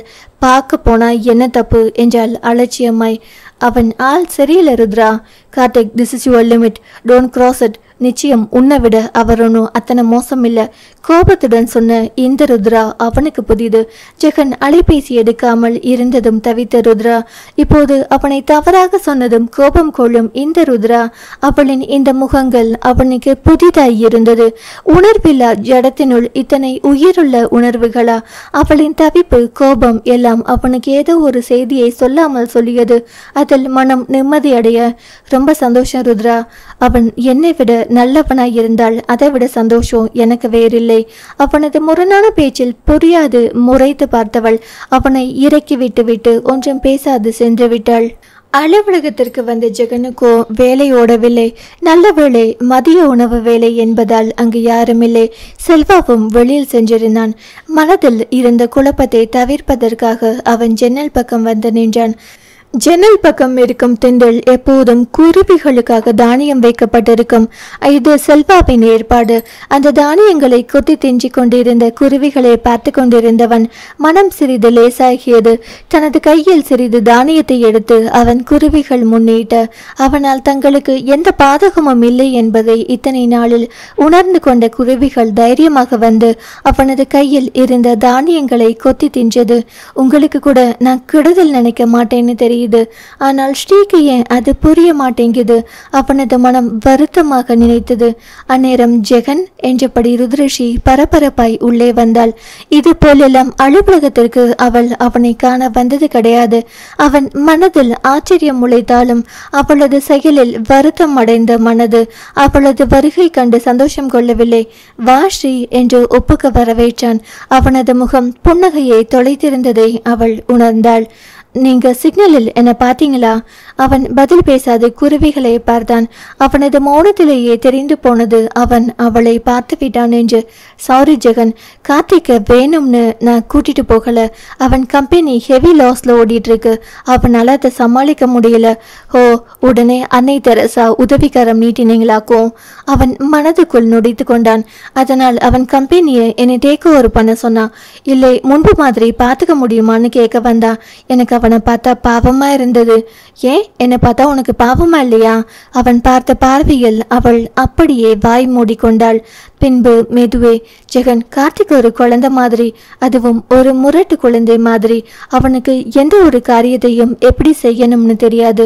உதாரணத்துக்கு என்ன கொல்ல முயற்சி பண்ணது, ஃபேக்டரி ஆக்சிடென்ட், எல்லாத்துலேயுமே அவன் சொதப்பதான் செய்தான். அவனுக்கு எதையும் ஃபேஸ் பண்ற தைரியம் கிடையாது. அவன் மனசை புரிஞ்சுக்கிட்ட உன்னால ஏன் என் மனசை மட்டும் புரிஞ்சிக்க முடியல? குழந்தையாம் குழந்தை, போய் தொட்டிலில் போட்டு தாலாட்டு பாடு. கடுப்பில் அவளை போட்டு மனதில் தாளித்தான் அவன். கார்த்திக் உன்னோட முன்னாள் கணவன். அவனோட நீ பேசு, பழகு. இது எல்லாம் ஏங்கிட்ட வந்து சொல்லிட்டு இருக்க? வெடிக்கென்று அவன் கேட்டான். அவளது வார்த்தையில் அந்த அளவுக்கு காயம் அடைந்திருந்தது அவனது மனம். அவனுக்கு அவள் மேல் எந்த சந்தேகமும் இல்லை. ஆனால் அந்த கார்த்திகை நம்ப அவன் தயாராக இல்லை. என்னதான் ருத்ரஷி கார்த்திகை பிடிக்காது என்றாலும் என்றோ ஒரு நாள் அவளை தன் மனைவியாக அவன் நினைத்து பார்த்திருப்பான் அல்லவா? அந்த நினைவே ஜெகனுக்கு கசந்தது. ஏன் இப்படி எல்லாம் பேசுறீங்க ஜெகன்? உங்களை விட அவன் எனக்கு முக்கியம் இல்ல. நீங்க வேண்டாம்னு சொன்னா அவனுக்கு நான் எந்த ஹெல்ப்பும் பண்ணல. அதுக்காக நீங்க என் கூட பேசாம இருக்காதீங்க. நீங்க என்னிடம் பேசலனா மறுபடியும் நான் ரொம்ப லோன்லியா ஃபீல் பண்ணுவேன். அதில் அவனது காயம் அடைந்த மனம் சற்று ஆறியது. அவனை விட கார்த்திக் முக்கியம் இல்லை என்று அவள் சொன்னதை அவனுக்கு போதுமானதாய் இருந்தது. அவனது அந்த சிறிது நேர மௌனம் கூட அவள் மனதை கொள்ள, இந்த ஹெல்ப் கூட உங்களுக்கு பிடிச்ச சித்தாராவுக்காக தான் பண்ற. அவளும் பாவம் தானே. உனக்கு கார்த்திக் பிடிக்கிற மாதிரி எனக்கு சித்தாராவை பிடிச்சிருக்கு. இதில் என்ன தவறு இருக்கிறது என்பது போல் அவன் பட்டென்று கேட்டான். அதுக்கு நான் உங்களை ஏதாவது சொல்றேனா? இல்லையே. அப்புறம் எதுக்கு என் மேல் நீங்க கோபமா இருக்கீங்க? தன்னுடைய கோபம் அவளை பாதிக்கிறது என்பதாய் அவள் சொன்னதும் அவன் கூர்ந்து அவளை பார்த்தான். பின்பு பெருமூச்சு விட்டவனாய், இதில் நான் சொல்றதுக்கு ஒண்ணும் இல்லை என்றவன் மீண்டும் கையில் தானியத்தை எடுத்துக்கொண்டு குருவிகளை நோக்கி நீட்ட, குருவிகள் அதை உண்ணும் அழகில் மனம் மயங்கி போனாள் ருத்ரஷி. ஜெகன், ப்ளீஸ் ப்ளீஸ், நானும் இது மாதிரி கொடுக்கவா? சிறு குழந்தை போல் அவள் ஆசையுடன் கேட்க, அவளது சின்ன ஆசையை மறுக்க மனமில்லாது இங்க வா என்று அவள் கையில் தானியம் எடுத்து கொடுத்தவன் சற்று நகர்ந்து நிற்க, புதிதாய் அவளை கண்டதும் குருவிகள் பயந்து பின்வாங்க அவள் ஏமாற்றத்துடன் ஜெகனின் முகத்தை பார்த்தாள். கொஞ்சம் இரு என்றபடி அவளுக்கு பின்னால் அணைத்தார் போன்று வந்து நின்றவன் அவளது கையை தனது கைகளுக்குள் அடக்கியபடி நின்றான்.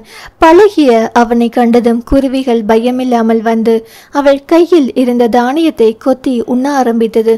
அது கொத்தி கொத்தி உண்ணும் போது அவளின் கையில் ஒருவித குறுகுறுப்பு தோன்ற, ஐயோ ஜெகன், கூச்சமா இருக்கு என்று அவள் கூச்சத்தில் நெளிய, அதில் அவளோடு ஒட்டி நின்றவனின் மீது அவளது மொத்த உடலும் படிந்து படிந்து மீண்டது. அதில் அவனது மொத்த கோபமும் அப்படியே வடிய அவளது அருகாமையை அவனது மனம் விருப்பத்துடன் ரசிக்க ஆரம்பித்தது. காலம் முழுவதும் அவளது அருகாமையை அனுபவிக்கும் நாள் வெகு தொலைவில் இல்லை என்று அந்த கணம் அவனது உள்மனம் அடித்து சொல்லியது. அவனிடத்தில் முதல் முறையாய் பெண்ணவள் வாசத்தை தொடுகையை ஒரு ஆணாய் உணர்ந்தான் அவன். அவன் மனதில் இருந்த காதல் மறைந்து காமன் தனது மலர்கணைகளை தொடுக்க ஆரம்பித்தான் மெல்ல மெல்ல. அத்தியாயம் 39. ஜெகன் ருத்ரஷி மீது வைத்திருந்த காதலில் எந்தவித குறையும் கூற முடியாது. அது காமம் வென்றி காதலை மட்டும் நேசித்த தூய்மையான அன்பு. இத்தனை ஆண்டுகளில் அவளின் வேதனையை கண்டு அவன் மனவேதனை அடைந்திருக்கிறான். அவளுக்கு மகிழ்ச்சி மறுக்கப்பட்டதை நினைத்து நினைத்து இவன் தனது மகிழ்ச்சியை தொலைத்திருக்கிறான். அதனால் என்னவோ அவளை திருமணம் செய்து தனது அன்பால் அவளை சந்தோஷமாக வைத்திருக்க வேண்டும் என்று எண்ணினானே தவிர இதுபோல் விரகதாபத்தில் எல்லாம் அவன் தவித்ததில்லை. ஏனோ என்று அவளது அருகாமையில் அவளது இளமை உணர்வுகள் கட்டவிழ்ந்து பேயாட்டம் போட்டது. மெல்ல குனிந்தவனின் ஆசி அவளது உச்சந்தலை மீது படிந்தது. அதில் இருந்து வந்த நறுமணம் அப்படியே அவளின் கூந்தலில் முகம் புதைத்து காலம் முழுவதும் அதில் மூழ்கியிருக்க அவனை தூண்டியது. கொஞ்சம் கொஞ்சமாய் அவன் தனது வசம் இழந்து கொண்டிருந்தான். ஜெகன், இங்க பாருங்களேன், எவ்வளவு அழகா கொத்தி சாப்பிடுது. அவளது குதூகல குரலில் முகத்தில் சுடுநீர் கொட்டியது போல துடித்து போனான் அவன். ஆனாலும் உடனடியாக அவளை விட்டு விலக முடியவில்லை. ஏனெனில் அவனது கை அவளின் கையோடு இணைந்திருந்தது. அவனிடம் இருந்து பதில் வராததால் திரும்பி பார்த்தவள் ஜெகன் என்று யோசனையாய் அவனை பார்க்க அதில் முயன்று புன்னகைத்தவன் ரொம்ப அழகா இருக்கு என்றவனின் பார்வை குருவி மீதே இருந்தது. அதில் அவளும் புன்னகைத்தவள் சந்தோஷமாய் அதை பார்த்து கொண்டிருந்தாள். அவளின் பார்வை குருவிகள் பக்கம் திரும்பியதும் அவனின் பார்வை அவளை நோக்கி திரும்பியது. சிறு குழந்தைகளின் உற்சாகத்தோடு அவள் அதை ரசித்து பார்ப்பதை உணர்ந்தவனின் மனதில் தாங்கொன்ன வலி எழுந்தது.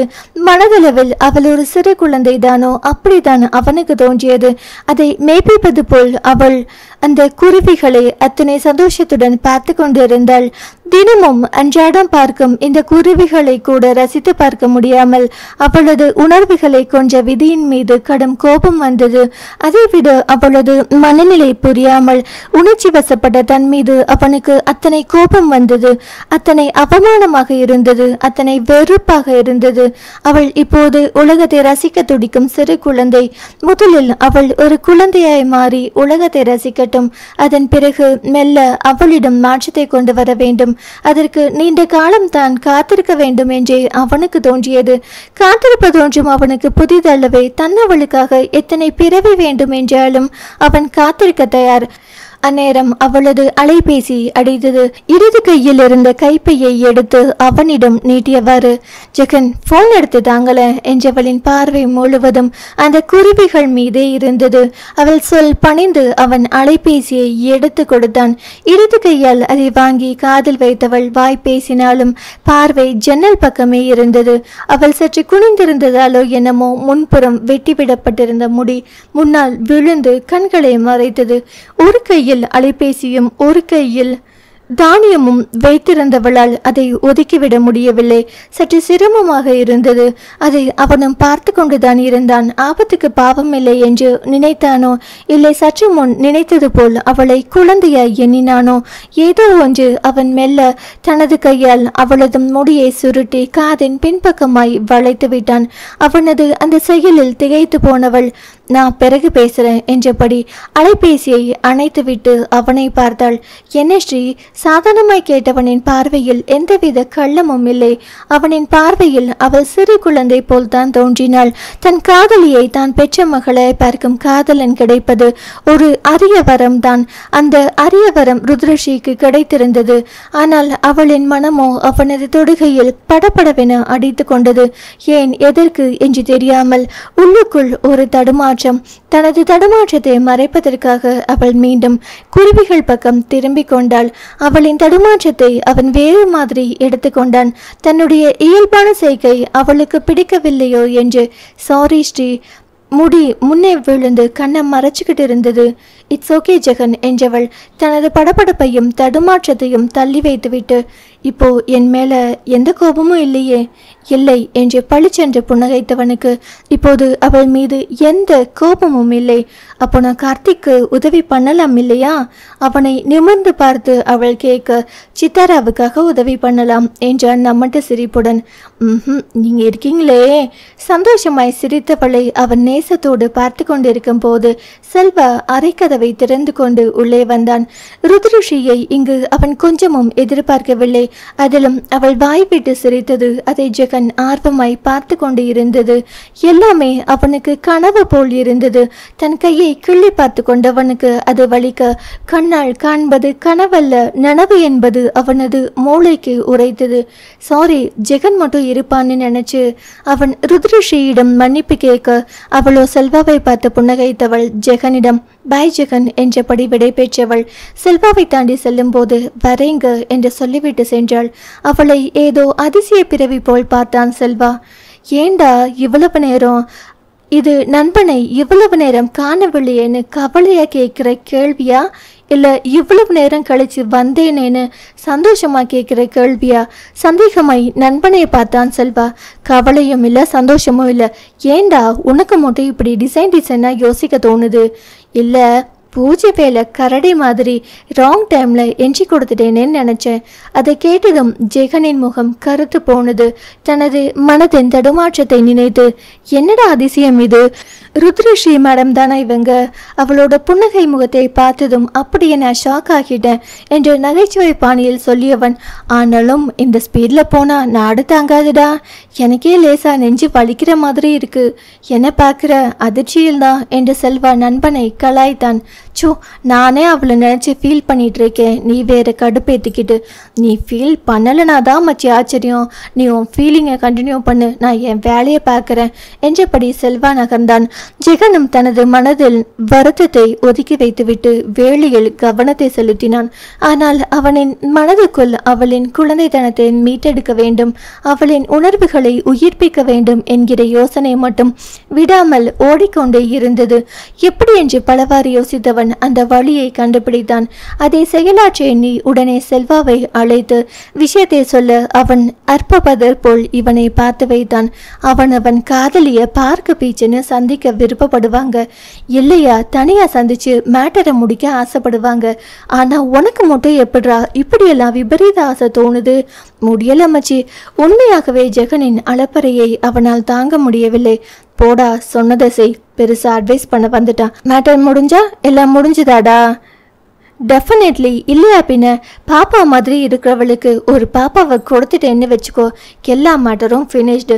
நம்பியார் போல கைகளை பிசைந்தபடி சொன்னவன் மீது கையில் இருந்த பேனாவை தூக்கி எறிந்தவன், அவளை பத்திரக்காளி ஆக்குறதுக்கான வழிய சொல்றியாடா நாதாரி? அட போடா, உனக்கு தெரிஞ்சது அவ்வளவுதான், தெரியாதது நிறைய இருக்கு. சீனியர், என்கிட்ட கேட்டு தெரிஞ்சுக்கோ. மும்பையில் 5 வருஷம் ஓடி ஒளிஞ்சுக்கிட்டு இருந்தவன் எல்லாம் மேட்ரை பத்தி பேசக்கூடாது. ஜெகன் கடுப்புடன் சொல்லவும் செல்வா அப்படியே அவனிடம் சரணாகதி அடைந்தான். அப்பா சாமி, இதுக்கு மேலே என்னை டேமேஜ் பண்ண வேண்டாம், நீ சொன்ன வேலையை இன்னும் 2 நாளில் முடிச்சிட்டு வந்து உன்னை சந்திக்கிறேன். செல்வா கிளம்பி சென்றதும் ஜெகன் ருத்ரஸ்ரீக்கு அழைத்தான். சொல்லுங்க ஜெகன், வர புதன்கிழமை மலரை தத்து கொடுத்துடலாமா? மாலாமா எப்போன்னு கேட்டுட்டே இருக்காங்க. அதை கேட்டதும் அவளுக்கு துக்கம் தொண்டையை அடைத்தது போல் ஒரு உணர்வு. தன்னை போல் ஒருத்தி, தனது உணர்வுகளை உயிர்ப்பித்த ஒருத்தி என்பதில் மலரின் மீது தனி வாஞ்சை உண்டு அவளுக்கு. செய்யலாம், ஓகே, அதற்கான ஃபார்மாலிட்டிஸ் எல்லாம் நான் பார்த்துக்கிறேன் என்றவன் பெண் மெதுவே. அதுக்கு முன்னாடி எல்லா பிள்ளைகளையும் அழைச்சிட்டு தீம் பார்க் போய் வரலாமா? அதில் மறுக்க என்ன இருக்கிறது? அதனால் அவள் சந்தோஷமாக தாராளமாக கூட்டிகிட்டு போயிட்டு வாங்க ஜெகன், இதுக்கெல்லாம் என்கிட்ட கேட்கணும்னு அவசியம் இல்லை. நிச்சயம் அவசியம்தான், ஏன்னா எங்கே கூட நீயும் வரணும். நானா? திகைப்புடன் வினவியவள். அங்கெல்லாம் நான் எதற்கு என்று தயங்கியவளை கண்டு, கட்டாயம் நீ வரணும் ஸ்ரீ, வற்புறுத்தினான் அவன். வேலை இருக்கே. வேலை என்னைக்கு தான் இல்லை, கொஞ்சம் அதையெல்லாம் ஒதுக்கி வை, ரிலாக்ஸாக போயிட்டு வரலாம் ஸ்ரீ.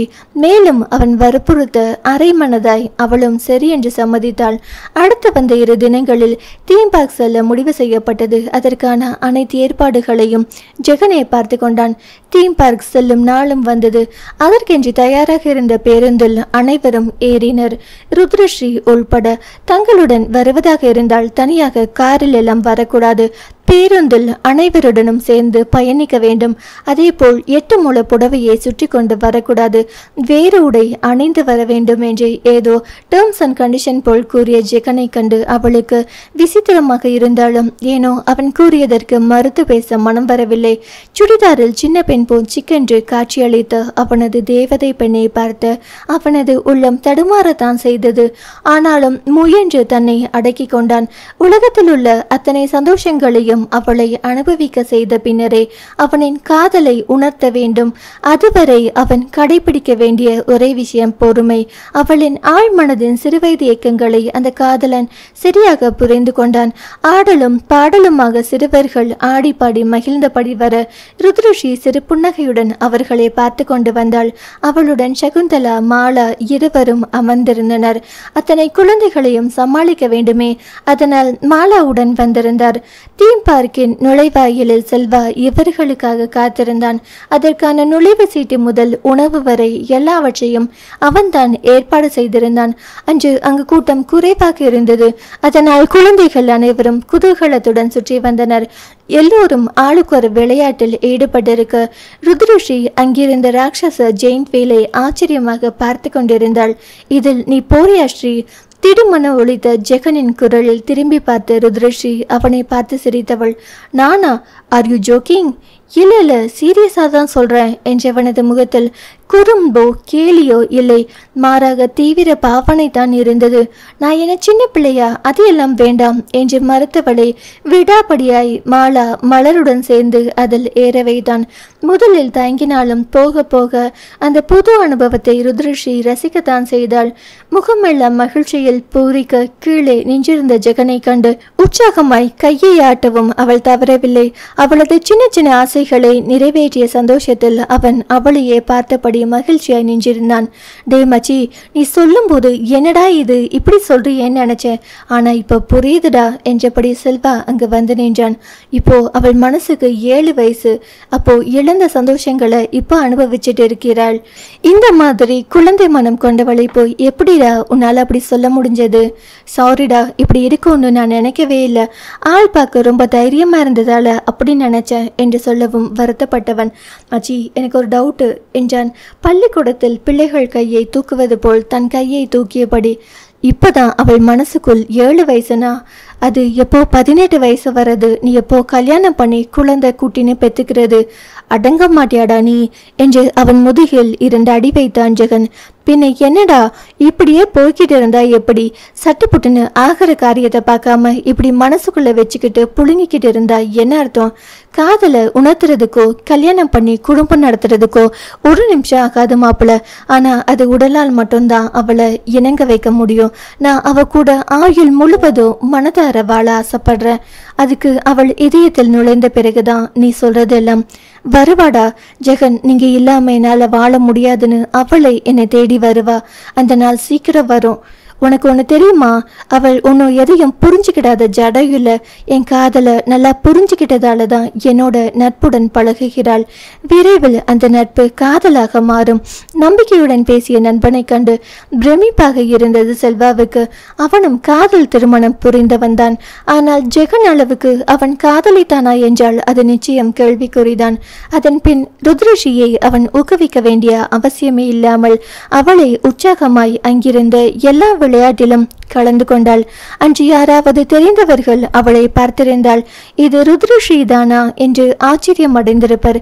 சிறு இடைவெளியில் விளையாடிவிட்டு வந்த பிள்ளைகளுக்கு ஜெகனும் செல்வாவும் ஐஸ்கிரீம் விநியோகம் செய்தனர்.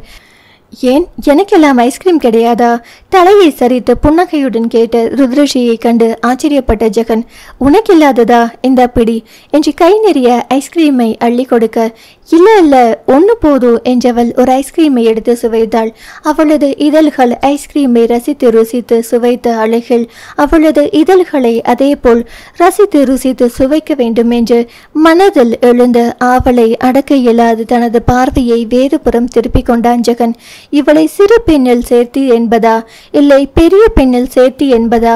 ஐயோ, இப்படி போட்டு மனுஷனை படுத்துறாளே என்று சோதனையாய் இருந்தது அவனுக்கு. அவனது தந்தை உள்ளமோ அவளது குழந்தைத்தனத்தை ரசித்தது. அதே சமயம் அவனது காதல் மனமோ அவளது ஒவ்வொரு அசைவையும் ரசித்து அவளை ருசிக்க துடித்தது. ஜெகன், அங்க போகலாமா? அவளின் குரலில் அவன் திரும்பி பார்த்தான். ஐஸ்கிரீம் சாப்பிடுகிறேன் பேர்வழி என்று தனது நெற்றியில் ஐஸ்கிரீமை சிறு தீற்றலாய் ஈசிக்கொண்டு கொண்டு நின்றவளை கண்டு அவனுக்கு சிரிப்பு வந்தது. உன் நெற்றியில் ஐஸ்கிரீம் ஒட்டி இருக்கு ஸ்ரீ. எங்கே? இங்கேயா என்று அவள் வேறு பக்கம் துடைக்க அதில் அவனே தனது கை கொண்டு அவளது நெற்றியில் ஒட்டியிருந்த ஐஸ்கிரீமை துடைத்து விட்டான். அன்று காதோரம் அவளது கூந்தலை சுருட்டிவிட்ட போது தடுமாறியது போல் இப்போதும் அவளது மனம் அவனது செயலில் தடுமாறியது. ஏன் ஏன் ஏன் என்று வெகுவாய் யோசித்தவளுக்கு அப்போதுதான் அந்த உண்மை புலப்பட்டது. அவனது ஒவ்வொரு செய்கையும் என்றோ அவளின் நினைவிலிருந்து மறைந்து போயிருந்த அவளது தந்தையின் செயலை அவளுக்கு மறுபடியும் ஞாபகப்படுத்தி கொண்டிருந்தது. அவளுக்கு ஏற்பட்ட படபடப்பும் தடுமாற்றமும் அதனால் தான் போலும். தந்தையின் நினைவு வந்ததும் அவளது முகம் மாறி போனது. வியர்வை ஆராய் பெருகி வழிந்தது. உடலெல்லாம் நடுங்கியது. அவரது துரோகத்தை எண்ணி அந்தளவுக்கு பாசத்தை காட்டிவிட்டு எப்படி என்னை விட்டு விலகி போக முடிந்தது அவரால்? அதை இப்போது நினைத்தாலும் அவளால் தாங்க முடியவில்லை. எத்தனையோ வருடங்கள் கடந்திருந்த போதும் அவள் மறந்துவிட்டதாய் நினைத்த ஒன்று அன்றைக்கு குறையாத வழியை இன்றும் அவளுள் ஏற்படுத்தியது. Sri, are you alright? ஜெகனின் குரலில் அவனை ஏறிட்டு பார்த்தாள் அவள். இவனும் என்னை அப்படி பாதியில் விட்டுவிட்டு சென்று விடுவானோ ஏனென்று தெரியாமல் அவளது மனம் அலைப்பாய்ந்தது. எல்லா உறவுகளுமே ஒரு நாள் பாதியில் விட்டுவிட்டு செல்லக்கூடிய உறவுகள் தான் என்பது ஏனோ அந்த புத்திசாலிக்கு தெரியவில்லை போலும். என்ன ஸ்ரீ? ஒண்ணுமில்லை என்றால் தனது மனதினை மறைத்தபடி. அதை அவள் அவனிடம் நேரடியாகவே கேட்டிருக்கலாம். அதற்கு அவனும் தக்க பதில் சொல்லியிருப்பான். காலம் முழுவதும் உன்னுடன் இருப்பேன் என்று அடிப்பட்ட நெஞ்சு அவனிடம் கேட்க மறுத்தது. அதன் பின் அவளிடம் உற்சாகம் குறைந்து காணப்பட்டது. அவளை கண்டு அவனுக்கு யோசனையாக இருந்தாலும் என்ன ஏது என்று கேட்டு அவளை தொந்தரவு செய்யவில்லை. மீண்டும் ஆசிரமம் வந்ததும் பிள்ளைகளை இறக்கி விட்டுவிட்டு தங்களது வீட்டுக்கு செல்ல எண்ணி அவரவர் காரை எடுக்க வந்தபோது ஜெகன் ருத்ரஸ்ரீ அருகில் வந்தான். ஏன் ஸ்ட்ரெஸ்ஸா இருக்க? உடம்பு சரியில்லையா? அக்கறையாய் வினவியவனின் அக்கறை அவளுக்கு சற்று இதத்தை கொடுத்தது. அப்படியெல்லாம் இல்லை என்று சிரித்தவளின் சிரிப்பில் ஜீவன் இல்லை என்பதை அவன் நொடி பொழுதில் உணர்ந்து கொண்டான். இல்ல, என்னமோ இருக்கு என்றான் ஜெகன் அவளின் கண்களை கூர்ந்து நோக்கியபடி. அவனது பார்வையை சந்திக்க முடியாமல் அவள் தனது பார்வையை வேறு பக்கம் செலுத்தினாள். அதை கண்டு அவனது புருவம் சுருங்கியது.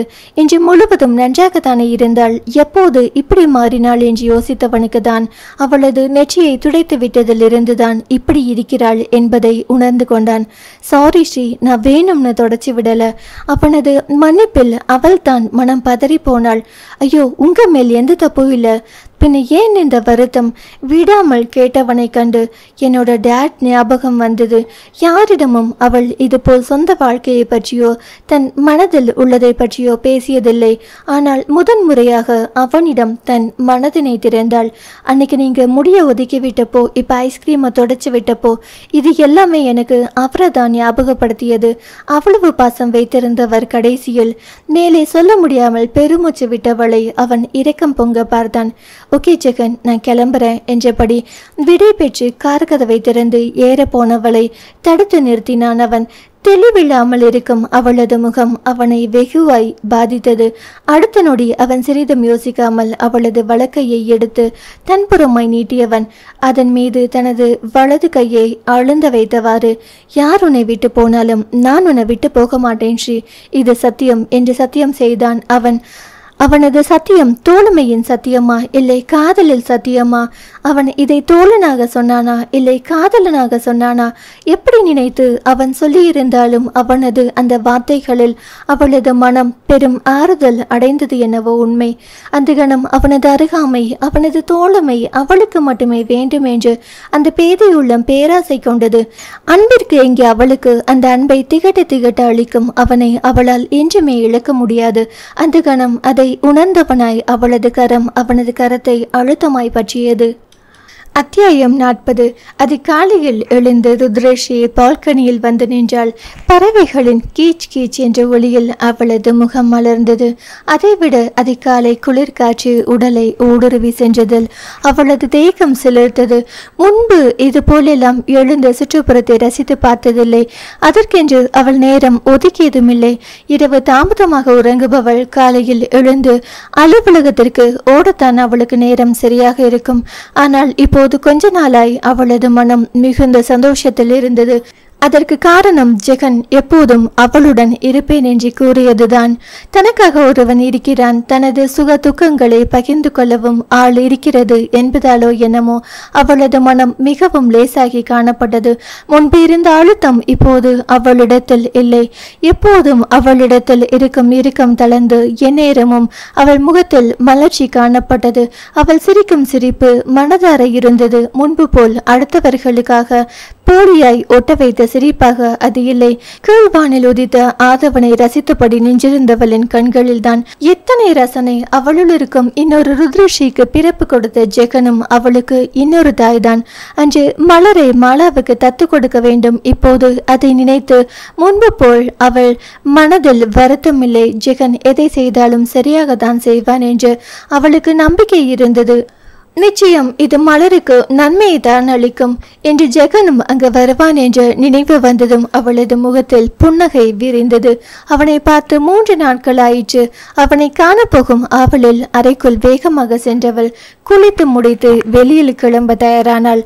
அவள் ஆசிரமம் வரும்போது அவள் நினைத்தது போல் ஜெகன் மாலாவோடு அவளுக்காக காத்திருந்தான். காரிலிருந்து இறங்கியவள் அவனை கண்டதும் விரிந்த புன்னகையுடன் வேக எட்டுக்கள் வைத்து அவனை நோக்கி சென்றாள். அவளின் புன்னகை முகம் அவன் உள்ளம் பரவசத்தை ஏற்படுத்தியது. இப்படி அவளை பார்க்கும்போது அவனுக்கும் அத்தனை இதமாயிருந்தது. அவளது இந்த புன்னகை என்றும் வாடாதிருக்க வேண்டும் என்றே அந்த காதல் மனம் கடவுளிடம் வேண்டியது. ஹாய் என்றபடி வந்தவளை பார்த்து வரவேற்பாய் தலையசைத்தவன் அவளுடன் இணைந்து உள்ளே சென்றான். அடுத்த சில நிமிடங்களில் மலரை மாலா தத்தெடுக்கும் நிகழ்வு நடந்து முடிந்தது. இனி மாலாமாவுடன் தான் இருக்கப் போகிறோம் என்ற மகிழ்ச்சியில் மலர் சந்தோஷமாய் அவரிடம் ஒட்டி கொண்டது. அதை பார்த்து கொண்டிருந்த ருத்ரஷிக்கும் சந்தோஷமாய் இருந்தது. மலரின் முகத்தில் புன்னகையை மீட்டெடுக்க உதவிய ஜெகனை நன்றியுடன் பார்த்தது அவளது விழிகள். மாலா மனநிறைவுடன் அவளின் கைகளை பற்றி கொண்டு, தம்பி சொல்லுச்சு, நீதான் எனக்கு உதவினேன்னு, உன்னாலதான் நான் இந்த அளவுக்கு நல்லா இருக்கேன்னு. உனக்கு எப்படி நன்றி சொல்றதுன்னு எனக்கு தெரியலம்மா. நீ உன் புள்ளக்குட்டியோட 100 ஆயுசுக்கு நல்லா இருக்கணும். நான் தழுதழுக்க மாலா பேசியது கேட்டு ருத்ரஷியின் மனம் நெகிழ்ந்தாலும் பிள்ளைக்குட்டி என்ற வார்த்தையில் அவளது உடல் விரைத்தது. முகம் இறுகி போனது. அவளையும் அறியாமல் அவளது கண்கள் ஜெகனை பார்த்தது.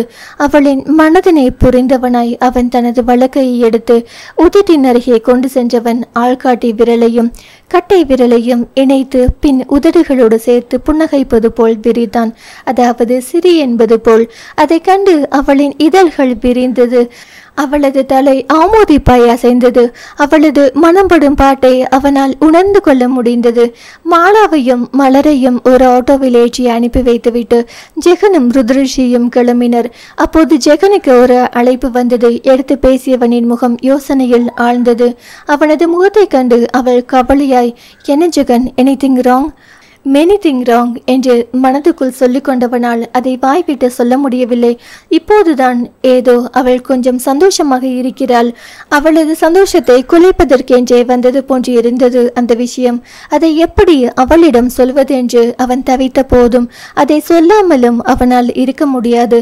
இது அவள் சம்பந்தப்பட்ட விஷயம். அவளின் அனுமதி இல்லாமல் அதை முடிக்கவும் முடியாது. நடப்பது நடக்கட்டும் என்று முடிவு செய்தவன், என் கூட கொஞ்சம் வர முடியுமா? அவனது முகத்தை உற்று பார்த்தவளுக்கு அவனின் முகத்தில் இருந்த கலக்கம் புதிதாய் தோன்றியது. அதனால் மேலே கேள்வி கேட்க விருப்பமில்லாமல் போகலாம் என்றாள். எங்கே ஏது என்று கேட்காமல் உடனே அவள் வர சம்மதித்தது கண்டு அவன் மீதான அவளின் நம்பிக்கை அவனை சிறிது அசைத்து பார்த்தது. நேரே அவர்கள் சென்றது ஊருக்கு ஒதுக்குப்புறமாய் இருந்த ஒரு இடத்திற்கு. என்னதான் தைரியமான பெண்ணாக இருந்தாலும் அந்த இடத்தை கண்டதும் அவளில் யோசனை எழுந்தது. இங்கே எதுக்கு ஜெகன்? அதற்கு மேல் சொல்லாமல் அவளை குழப்ப வேண்டாம் என்று நினைத்தவன், நான் சொல்றதை கேட்டு நீ உணர்ச்சி வசப்படக்கூடாது, கோபப்படக்கூடாது என்று எடுத்தவுடன் அவன் அப்படி கூற, அது நீங்க சொல்ற விஷயத்தை பொறுத்து இருக்கு என்றால் ஜாக்கிரதை உணர்வுடன். அதை கண்டு அவனுக்கு சிரிப்பு வந்தது. ஏ, இந்த விஷயத்துக்கும் எனக்கும் எந்த சம்பந்தமும் இல்லை. போதும் ஜெகன், சீக்கிரம் விஷயத்த சொல்லுங்க. உன் ஃபேக்டரி ஆக்சிடென்ட்டுக்கு காரணமானவனை அரெஸ்ட் பண்ணியிருக்காங்க. அதை கேட்டு அவள் முகம் இறுகி போனது. ஆச்சரியத்தில் அவளது கண்கள் சிவந்து போனது. எத்தனை பெரிய நஷ்டம், கஷ்டம், உயிரிழப்புகள் மீண்டும் எல்லாம் அவள் கண்முன் விரிந்தது. யார் அவன்? அவளின் குரலில் அப்படி ஒரு அடக்கப்பட்ட கோபம் தெரிந்தது. கோபப்படக்கூடாதுன்னு சொன்னேனே ஸ்ரீ. அவளின் கோபம் புரிந்தவனாய் அவன் தன்மையாக. எப்படி ஜெகன் கோபப்படாம இருக்க முடியும்? எவ்வளவு பெரிய கஷ்டத்தை அவன் எனக்கு கொடுத்திருக்கான், எவ்வளவு உயிர்கள் போயிருக்கு. வருத்தமும் வேதனையுமாய் சொன்னவளை கண்டு அவனுக்கும் வருத்தமாய் இருந்தது. இருக்கலாம் ஸ்ரீ, ஆனா எல்லாத்துக்குமே மறுபக்கம் ஒன்று இருக்கும் அல்லவா? அவனின் வார்த்தையில் கேள்வியாய் பார்த்தவள். எந்த மறுபக்கம் இருந்தாலும் அவனை மன்னிக்க என்னால் முடியாது. அவன் இந்த கேஸில் இருந்து வெளியில் வந்தாலும் என் கையால் தான் அவனுக்கு சாவு என்றாள் ஆத்திரத்துடன். ஜெகன் ஒன்றும் பேசவில்லை. வா போகலாம் என்றபடி காரில் இருந்து இறங்கினான். அவளும் உடன் இறங்கினாள். ஆனால் அவனுக்காக காத்திருக்காமல் வேக வேகமாய் நடந்தாள் அங்கிருந்து அந்த சிறு கட்டிடத்தை நோக்கி. அவன்தான் அவளின் வேகத்திற்கு ஈடு கொடுக்க முடியாமல் ஓடி வர வேண்டியதாய் போயிற்று. அவளின் வேகம் அவனுக்கு சிறிது பயத்தை கொடுத்தது. என்ன செய்ய காத்திருக்கிறாளோ என்று. காவல்துறையினரால் வட இந்தியாவில் பிடிபட்ட முரளியை இந்த இடத்தில் தனியே அடைத்து வைத்திருந்தனர். இன்னமும் சட்டப்படி அவன் மீது எந்த நடவடிக்கையும் எடுக்கப்படவில்லை. அவனை பார்க்க ருத்ரஸ்ரீக்கு மட்டுமே அனுமதி அளிக்கப்பட்டிருந்தது. ஜெகன் ருத்ரஸ்ரீயை யார் என்று அறிமுகப்படுத்தியதும் முரளியை பார்க்க அவளை அனுமதித்தனர். அவளோ அங்கு இருந்த யாரையும் லட்சியம் பண்ணவில்லை. யார் அவன்? இதுதான் அவளது தலையில் ஓடிக்கொண்டிருந்த ஒரே கேள்வி. அவளை அறியாத முகம், தெரியாத அந்த எதிரி யார்? அனுமதி அளித்ததும் உள்ளே சென்றவள் பார்த்தது அடி வாங்கி முகமெல்லாம் வீங்கி போயிருந்த முரளியை. ஆனாலும் உடனே அடையாளம் தெரிந்தது அவனை. இவனா? அவளுக்கு அத்தனை திகைப்பாய் இருந்தது. ஓகே மேம், ஆகட்டும் மேம். இந்த வார்த்தைகளை தவிர அவன் வேறு வார்த்தை அவளிடத்தில் பேசியதில்லை. நடத்தையில் அத்தனை பணிவு, செயலில் அத்தனை நேர்த்தி நேர்மை, கடைசியில் அவளது நிம்மதியை குலைப்பதற்கு தானா அத்தனை நடிப்பும்? ஆத்திரம் பொங்க நேரே அவன் முன் வந்தவள் அவனின் சட்டையை பிடித்து ஆங்காரத்துடன், டேய் யார்டா நீ? எதுக்காகடா இப்படி ஒரு காரியத்தை பண்ணின? ஜெகன் சுதாரிப்பதற்குள் அவள் முரளியிடம் சென்றிருந்தாள். அவளை முரளி ஏதும் செய்துவிடக் கூடாது என்று ஜெகன் அவள் அருகே விரைந்து வந்தான். ருத்ரஸ்ரீயின் குரலில் மெதுவே கண்களை திறந்து பார்த்த முரளி ஆத்திரத்துடன், வந்துட்டியாடி, உன்னதான் எதிர்பார்த்துக்கிட்டு இருந்தேன். உன்னை கொல்லாம விட மாட்டேண்டி. அவளை ஏதும் செய்ய முடியாதபடி அவனது கைகளில் விலங்கு மாட்டப்பட்டு இருந்தது. அதனால் உச்சபட்ச ஆத்திரத்தில் அவன் தனது வாயில் இருந்த உமிழ்நீரை சேகரித்து அவளது முகத்தில் தூவென துப்ப முயல கன நேரத்தில் ஜெகன் அவளை விலக்கியிருந்தான். இல்லையென்றால் அவளது முகம் முரளியின் எச்சிலில் அபிஷேகமாகி இருக்கும். எவ்வளவு கொழுப்பிருந்தா ஏன் மேலே எச்சில துப்புவ? அதற்கும் அவனிடம் எகிரினாள் ருத்ரா. ப்ளீஸ் ஸ்ரீ, அமைதியா இரு. ஜெகன் அவளை சமாதானப்படுத்த, பாடா, நீ என்ன அவளுக்கு பாடி கார்டா? எத்தனை நாளைக்கு தான் அவளை பாதுகாக்கிறேன்னு நானும் பார்க்குறேன். அன்னைக்கு இவளை துப்பாக்கியில் சுட்டப்போ நீ குறுக்க வந்து காப்பாத்திட்ட.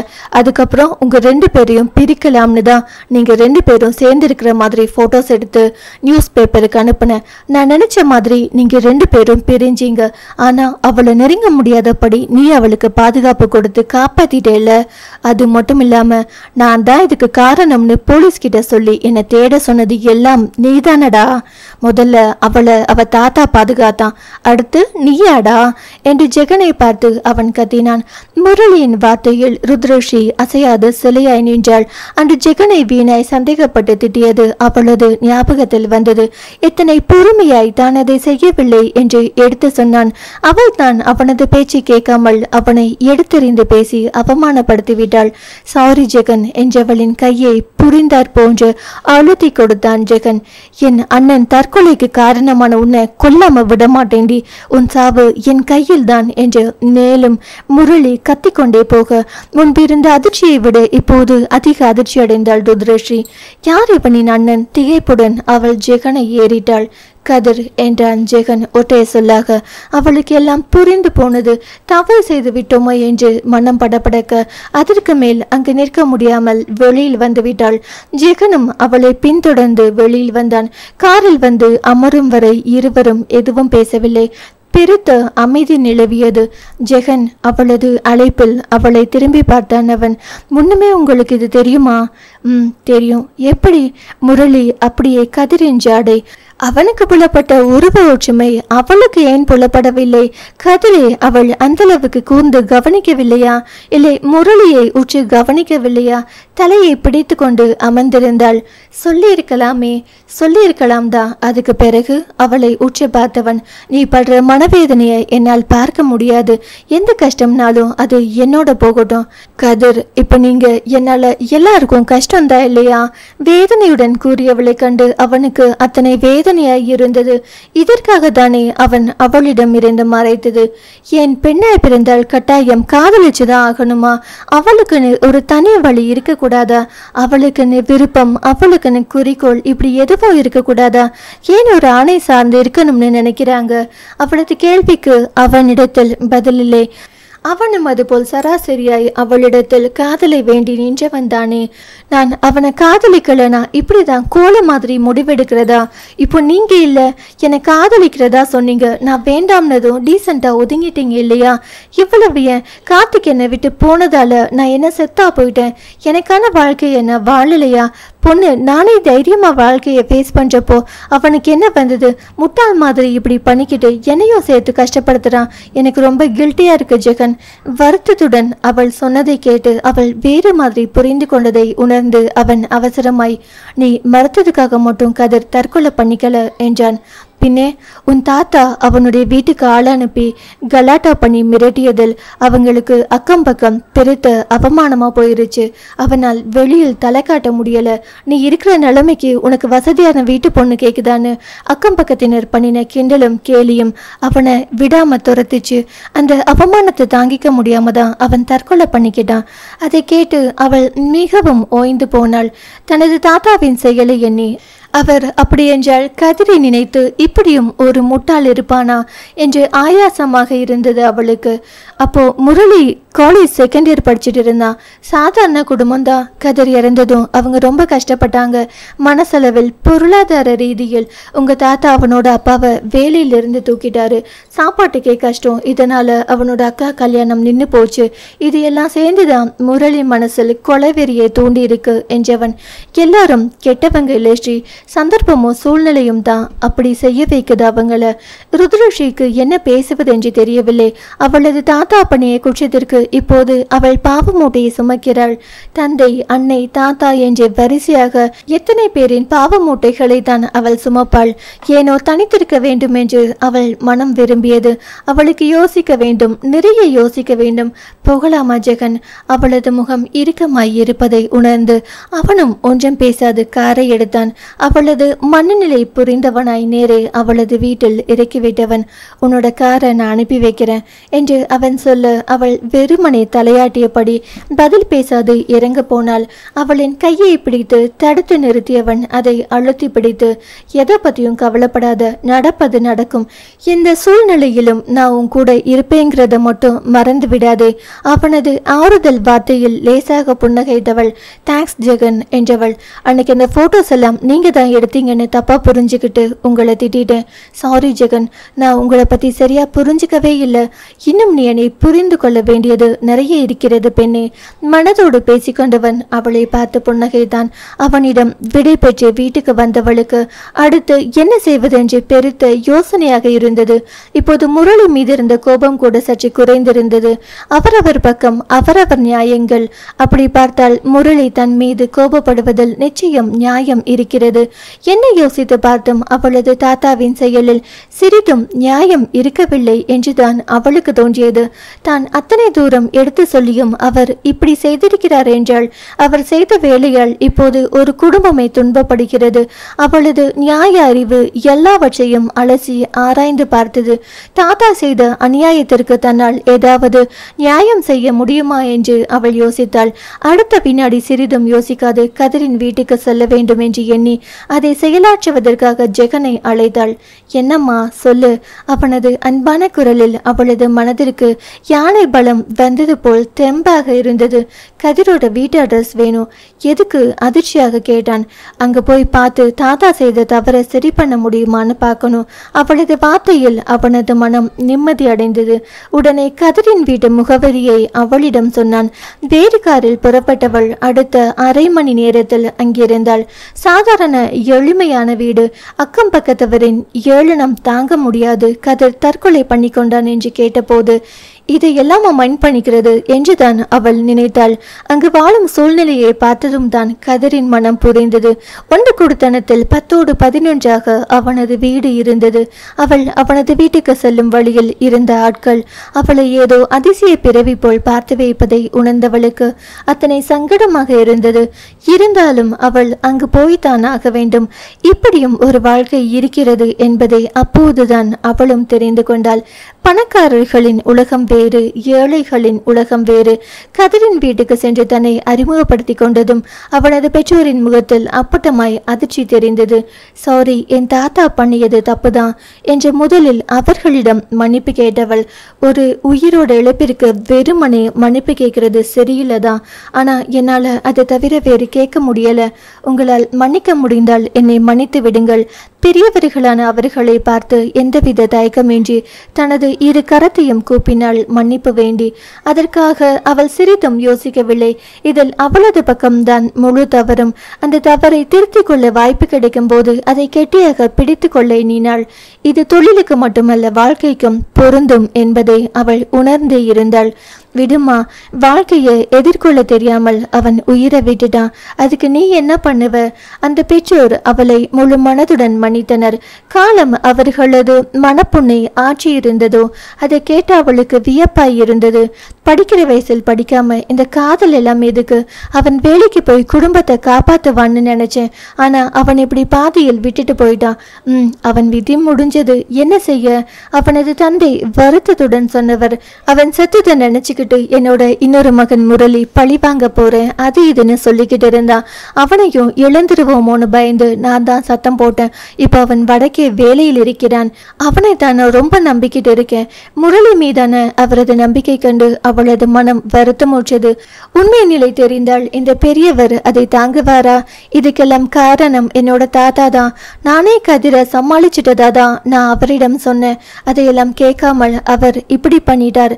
வருத்தத்துடன் சொன்னவளை கண்டு விரலுக்கேற்ற வீக்கம் இருக்கணுமா? நம்ம தகுதிக்கேற்ற மாதிரி தான் பொண்ணு தேடணும். அது காதலாக இருந்தாலும் சரி, கல்யாணமாக இருந்தாலும் சரி. என் பொண்ணுங்க கிட்ட இது மாதிரி யாராவது நடந்திருந்தா நானும் உன் தாத்தா போல் தான் நடந்திருப்பேன். பெத்தவங்களோட மனசை என்னால் புரிஞ்சிக்க முடியுது. இதில் நீ வருத்தப்பட ஒன்றும் இல்லை. என்ன ஒன்று, அவன் இறந்தது தான் எங்களால் இன்னும் ஜீரணிக்க முடியலை என்றவரின் கண்ணில் நீர் கசிந்தது. மகனின் இழப்பை நினைத்து கதிரின் அன்னை முந்தானைகள் முகத்தை மூடிக்கொண்டு அழுதார். அதை கண்டு ருத்ரஷிக்கு மனது மிகவும் கஷ்டமாக இருந்தது. உங்களுக்கு கதிர் முரளி தவிர எத்தனை பிள்ளைகள் என்று அவரிடம் கேட்டாள். கதிர் முரளி தவிர மற்றது 3 பெண் குழந்தைகள். அதில் மூத்தவளை மட்டும் கல்யாணம் பண்ணி கொடுத்திருக்கோம். இன்னும் 2 பொண்ணுங்க இருக்காங்க. அதை கேட்டு சிறிது நேரம் அமைதியாய் இருந்தவள், நான் உங்களுக்கு ஏதாவது உதவி செய்யலாம்னு நினைக்கிறேன். நான் செய்யலாம் தானே? தயவாய் கேட்ட அந்த பெரிய இடத்து பெண்ணின் அடக்கம் இந்த பெரியவருக்கு மிகவும் பிடித்து போனது. அதெல்லாம் வேண்டாமா, என் பொண்ணுங்களை நான் பார்த்துக்கிறேன். நீ இங்க வீடு தேடி வந்து மன்னிப்பு கேட்டதில் என் மனசு நிறைந்து விட்டது. உன்னோட குணமும் எனக்கு புரிஞ்சு போச்சு. உன் பேரில் எந்த தப்பும் இல்லை. அதனால நீ மனசு வருத்தப்படாம இருமா. இதே தான் வறுமையில் செம்மை என்றார்களோ? அவரது வார்த்தைகள் அவளுள் பிரமிப்பை ஏற்படுத்தியது. ஆனாலும் அப்படியே விட்டுவிட அவளுக்கு மனம் வரவில்லை. நான் மனசு வருத்தப்படாம இருக்கணும்னு நீங்க நினைச்சீங்கன்னா நான் உதவி செய்யறத நீங்க மறுக்க கூடாது என்றவள். நீங்க மறுக்கிறதால என்னோட பாவ கணக்கு ஏறிட்டே போகுது என்றவளின் குரல் கம்மியது துயரத்தில். அதை கேட்டு அமைதியாய் இருந்தார் அந்த பெரியவர். அவரது மனைவி அவரை சமாதானப்படுத்தி அவரை அதுக்கு சம்மதிக்க வைத்தார். அதன் பின்னரே அவளுக்கு நிம்மதியாய் இருந்தது. அங்கிருந்த கடைசி நொடி வரை அவள் முரளியை பற்றி எதையும் அவர்களிடத்தில் சொல்லவில்லை. அதை சொல்லி அவர்களின் மன நிம்மதியை கெடுக்க அவளுக்கு விருப்பமில்லை. வீட்டுக்கு வந்தவள் உடனே ஜெகனை அழைத்து கதிரின் வீட்டுக்கு சென்று பேசிவிட்டு வந்ததை ஒன்று விடாமல் அவனிடத்தில் கூறினாள். அதை கேட்டு அவனுக்கு அத்தனை சந்தோஷமாய் இருந்தது. நாளைக்கு முரளியை பார்க்க போகலாமா அவள் கேட்க உடனே சம்மதித்தான் அவன். மறுநாள் முரளியை சந்திக்க சென்ற போது அவளது மனதில் பலவித யோசனைகள். தான் செய்ய போகும் காரியம் சரியா தவறா என்று அவளுக்கு தெரியவில்லை. இருமனதாய் அவளின் மனம் ஊசலாடியது. முரளி வந்து அமர்ந்ததுமே எடுத்த எடுப்பில் அவள், சாரி முரளி, முரளி என்று மன்னிப்பு வேண்ட ஒருவித வெறுப்புடன் அவள் முன் அமர்ந்திருந்த முரளி அவளின் மன்னிப்பில் ஆச்சரியமாய் அவளை பார்த்தான். கதிரின் நிலைக்கு நான் தான் காரணம், அதில் எந்தவித சந்தேகமும் இல்லை. ஆனால் அதுக்கு நேரடியாய் நான் காரணம் இல்லை, என் தாத்தா தான் காரணம் என்று தவறை ஒத்துக்கொண்டவளை அவன் அளவிடுவது போல் பார்த்தான். ஜெகன் அவள் மன்னிப்பை வேண்டுவதைக் கண்டு வியந்து போய் பார்த்து கொண்டிருந்தான். அவளின் இன்னொரு பரிமாணம் அவனுக்கு பெரும் வியப்பை அளித்தது. நான் சொல்ல வரத நல்லா புரிஞ்சுக்கிட்டு நீ பதில் சொன்னா போதும். உன் தங்கை கிட்ட யாராவது காதலிக்கிறேன்னு சொல்லி கையை பிடிச்சி இழுத்தா நீ என்ன செய்வ? உன் தங்கை தான் என்ன செய்வாள்? அப்படி ஒருத்தன் செஞ்சானா அவன் அடிச்சு துவைச்சிட மாட்டேன் என்று சிறிதும் யோசிக்காமல் கோபப்பட்டான் முரளி. அதைத்தான் என் தாத்தா செய்தார் என்றாள் அவள் அமைதியாக. அதை கேட்டு அவன் அமைதியாக தலை குனிந்து அமர்ந்திருந்தான். அது தாங்கிக்கிற சக்தி இல்லாம கோழை போல் தற்கொலை பண்ணிக்கிட்டது உன் அண்ணன். விருப்பமில்லாத பெண்கிட்ட காதலை சொல்லி வற்புறுத்தியது அவனது தவறு. இப்படி தப்பு எல்லாம் உங்க பக்கம் வச்சுக்கிட்டு என்ன கொள்ள முயற்சி பண்றது எந்த விதத்தில் நியாயம்? வக்கீல் போல் அவள் கேள்வி கேட்டதில் முரளி வாயடைத்து போனான். இதற்கு தான் நாணயத்தில் இரண்டு பக்கம் உண்டு என்று சொல்வார்களோ? வாழ வேண்டிய வயதில் அண்ணன் தற்கொலை செய்து கொண்டது அவனுக்கு அத்தனை துன்பமாக இருந்தது. காதல் செய்வது என்ன பெரும் குற்றமா என்று எண்ணி அன்று அவனது இளம் ரத்தம் துடித்தது. ஆனால் இன்று 3 சகோதரிகளுடன் பிறந்தவனாய் அவனால் ருதர்ஷியின் மனதை புரிந்து கொள்ள முடிந்தது. காதல் இல்லாத ஒரு பெண்ணை வலுக்கட்டாயமாய் காதலிக்க சொல்லுவதும் பெரும் குற்றமாய் தோன்றியது அவனுக்கு. நீ என்ன மட்டும் கொல்ல முயற்சி செய்திருந்தனா நானே உன்னை விடுதலை பண்றதுக்கு எல்லா முயற்சியும் எடுத்திருப்பேன். ஆனா நீ என்னை கொல்ல நினைச்சு எத்தனை உயிரை கொன்னிருக்க தெரியுமா? அதுக்கு என்னால பதில் சொல்ல முடியாது. கோர்ட்டு தான் முடிவு செய்யணும் என்றவள். உன் விஷயத்தில் என்னால எந்த ஒரு உதவியும் பண்ண முடியாம போயிருச்சு. அதுக்கு காரணம் நீ செஞ்ச வேலை. இப்பவும் என்னை கொல்ல நீ எந்த முயற்சியும் பண்ணலன்னு நான் எழுதி கொடுத்துட்டு தான் போக போறேன் என்றவளை முரளி அதிர்ச்சியாக பார்த்தான். ஏன்னா உங்க அப்பா அம்மாவுக்காக தான் என்று அவனை மேலும் அதிர்ச்சியில் ஆழ்த்தியவள். மற்றவங்க உயிரை பறிச்சதுக்கு நீ தண்டனை அனுபவிச்சுதான் ஆகணும். அதுக்கு நான் ஒன்றும் செய்ய முடியாது. என்னால செய்ய முடிந்த ஒரே காரியம் உன் விஷயம் உன் பெற்றோருக்கு தெரியாமல் பார்த்துக்கிறது தான். என்ன பார்க்கிற? நீ தண்டனை காலம் முடிஞ்ச வரும் வரை நீ அனுப்புறதா மாசம் மாசம் நானே உனக்கு பதிலா அவங்களுக்கு பணம் அனுப்பி வைக்கிறேன். அவங்கள உன்னை விட நான் பத்திரமா பார்த்துக்கிறேன். உன் இடத்திலிருந்து உன் தங்கைகள் கல்யாணத்தை நான் நடத்தி வைக்கிறேன். நீ யார் இதையெல்லாம் செய்ய என்ற முரளியின் மனம் கேள்வி கேட்டாலும் அவளது மன்னிப்பில் அந்த கேள்வி அப்படியே மறைந்து போனது. அவள் பேச பேச முரளியின் மனம் குற்ற உணர்வில் தவித்தது. நான் செஞ்ச தப்புக்கு நான் பிராச்சித்தம் தேடிக்கிட்டேன். அது மாதிரி நீயோ உன் தவறு என்னன்னு தெரிஞ்சு புரிஞ்சு நடந்துக்கோ. அதையும் மீறி என்னை பழி வாங்கியே தீரணும்னு நீ கங்கணம் கட்டிக்கிட்டு அலைஞ்சேன்னு வை என்றவள். கண்ணுக்கு தெரியாத எதிரியாய் நீ இருந்ததால தான் நீ இவ்வளவு நாள் தப்பிச்ச. இல்ல இந்நேரம் நீ மேல போயிருப்ப. கையை உயர்த்தி மேலே காட்டியவள். என்னை அழிக்கிறது அவ்வளவு சுலபம் இல்லை தம்பி. அப்படி நீ என்னை அழிக்க நினைக்கிறதுக்குள்ள நான் உன்னை அழிச்சிருவேன். அதுவும் நீ தண்டனை முடிஞ்சு வெளியில் வரதுக்குள்ள. தொழிலதிபராய் பகையாளியை வென்றுவிடும் துணிவோடு நிமிர்வாய் கூறியவளை கண்டு முரளி யோசனையாய் பார்த்தான். அவன் யோசிப்பதிலேயே தெரிந்து போனது அவன் தனது முயற்சியை கைவிட்டு விடுவான் என்று. யோசி, உன் தண்டனை காலம் முடியும் வர நல்லா யோசி என்றவள் அந்த இடத்தை விட்டு வெளியில் வந்தாள். ஜெகன் அவளின் பேச்சில் வாயடைத்து போய் மௌனமாய் வந்தான். அவளை இப்படி நிமிர்வாய் கம்பீரமாய் பார்க்க அவனுக்கு அத்தனை பிடித்திருந்தது. ஜெகன், நான் செஞ்சது சரிதானே? ஆர்வமாய் அவனிடம் கேட்டவளை ஆழ்ந்து பார்த்தவன் 100க்கு 200% சரி என்றான் மகிழ்ச்சியாக. அவள் கார்த்திகிற்கு விபத்தை ஏற்படுத்தியதாக கேள்விப்பட்ட போது அவளுக்காக அவன் எத்தனை சாக்குப்போக்கு சொல்லி தன் மனதை சமன்படுத்திய போதும் உள்ளுக்குள் அவனது மனம் சிறிது துணுக்குறதான் செய்தது. அவளின் செயலில் அந்த சிறு உறுத்தல் இன்று தன்னை கொல்ல நினைத்தவனை மன்னித்த அவளது குணத்தில் அப்படியே மறைந்து போனது. மனிதாபிமானத்துடன் மனுஷியாய் நடந்து கொண்ட தன்னவளை நோக்கியவனின் விழிகளில் அத்தனை நேசம் இருந்தது.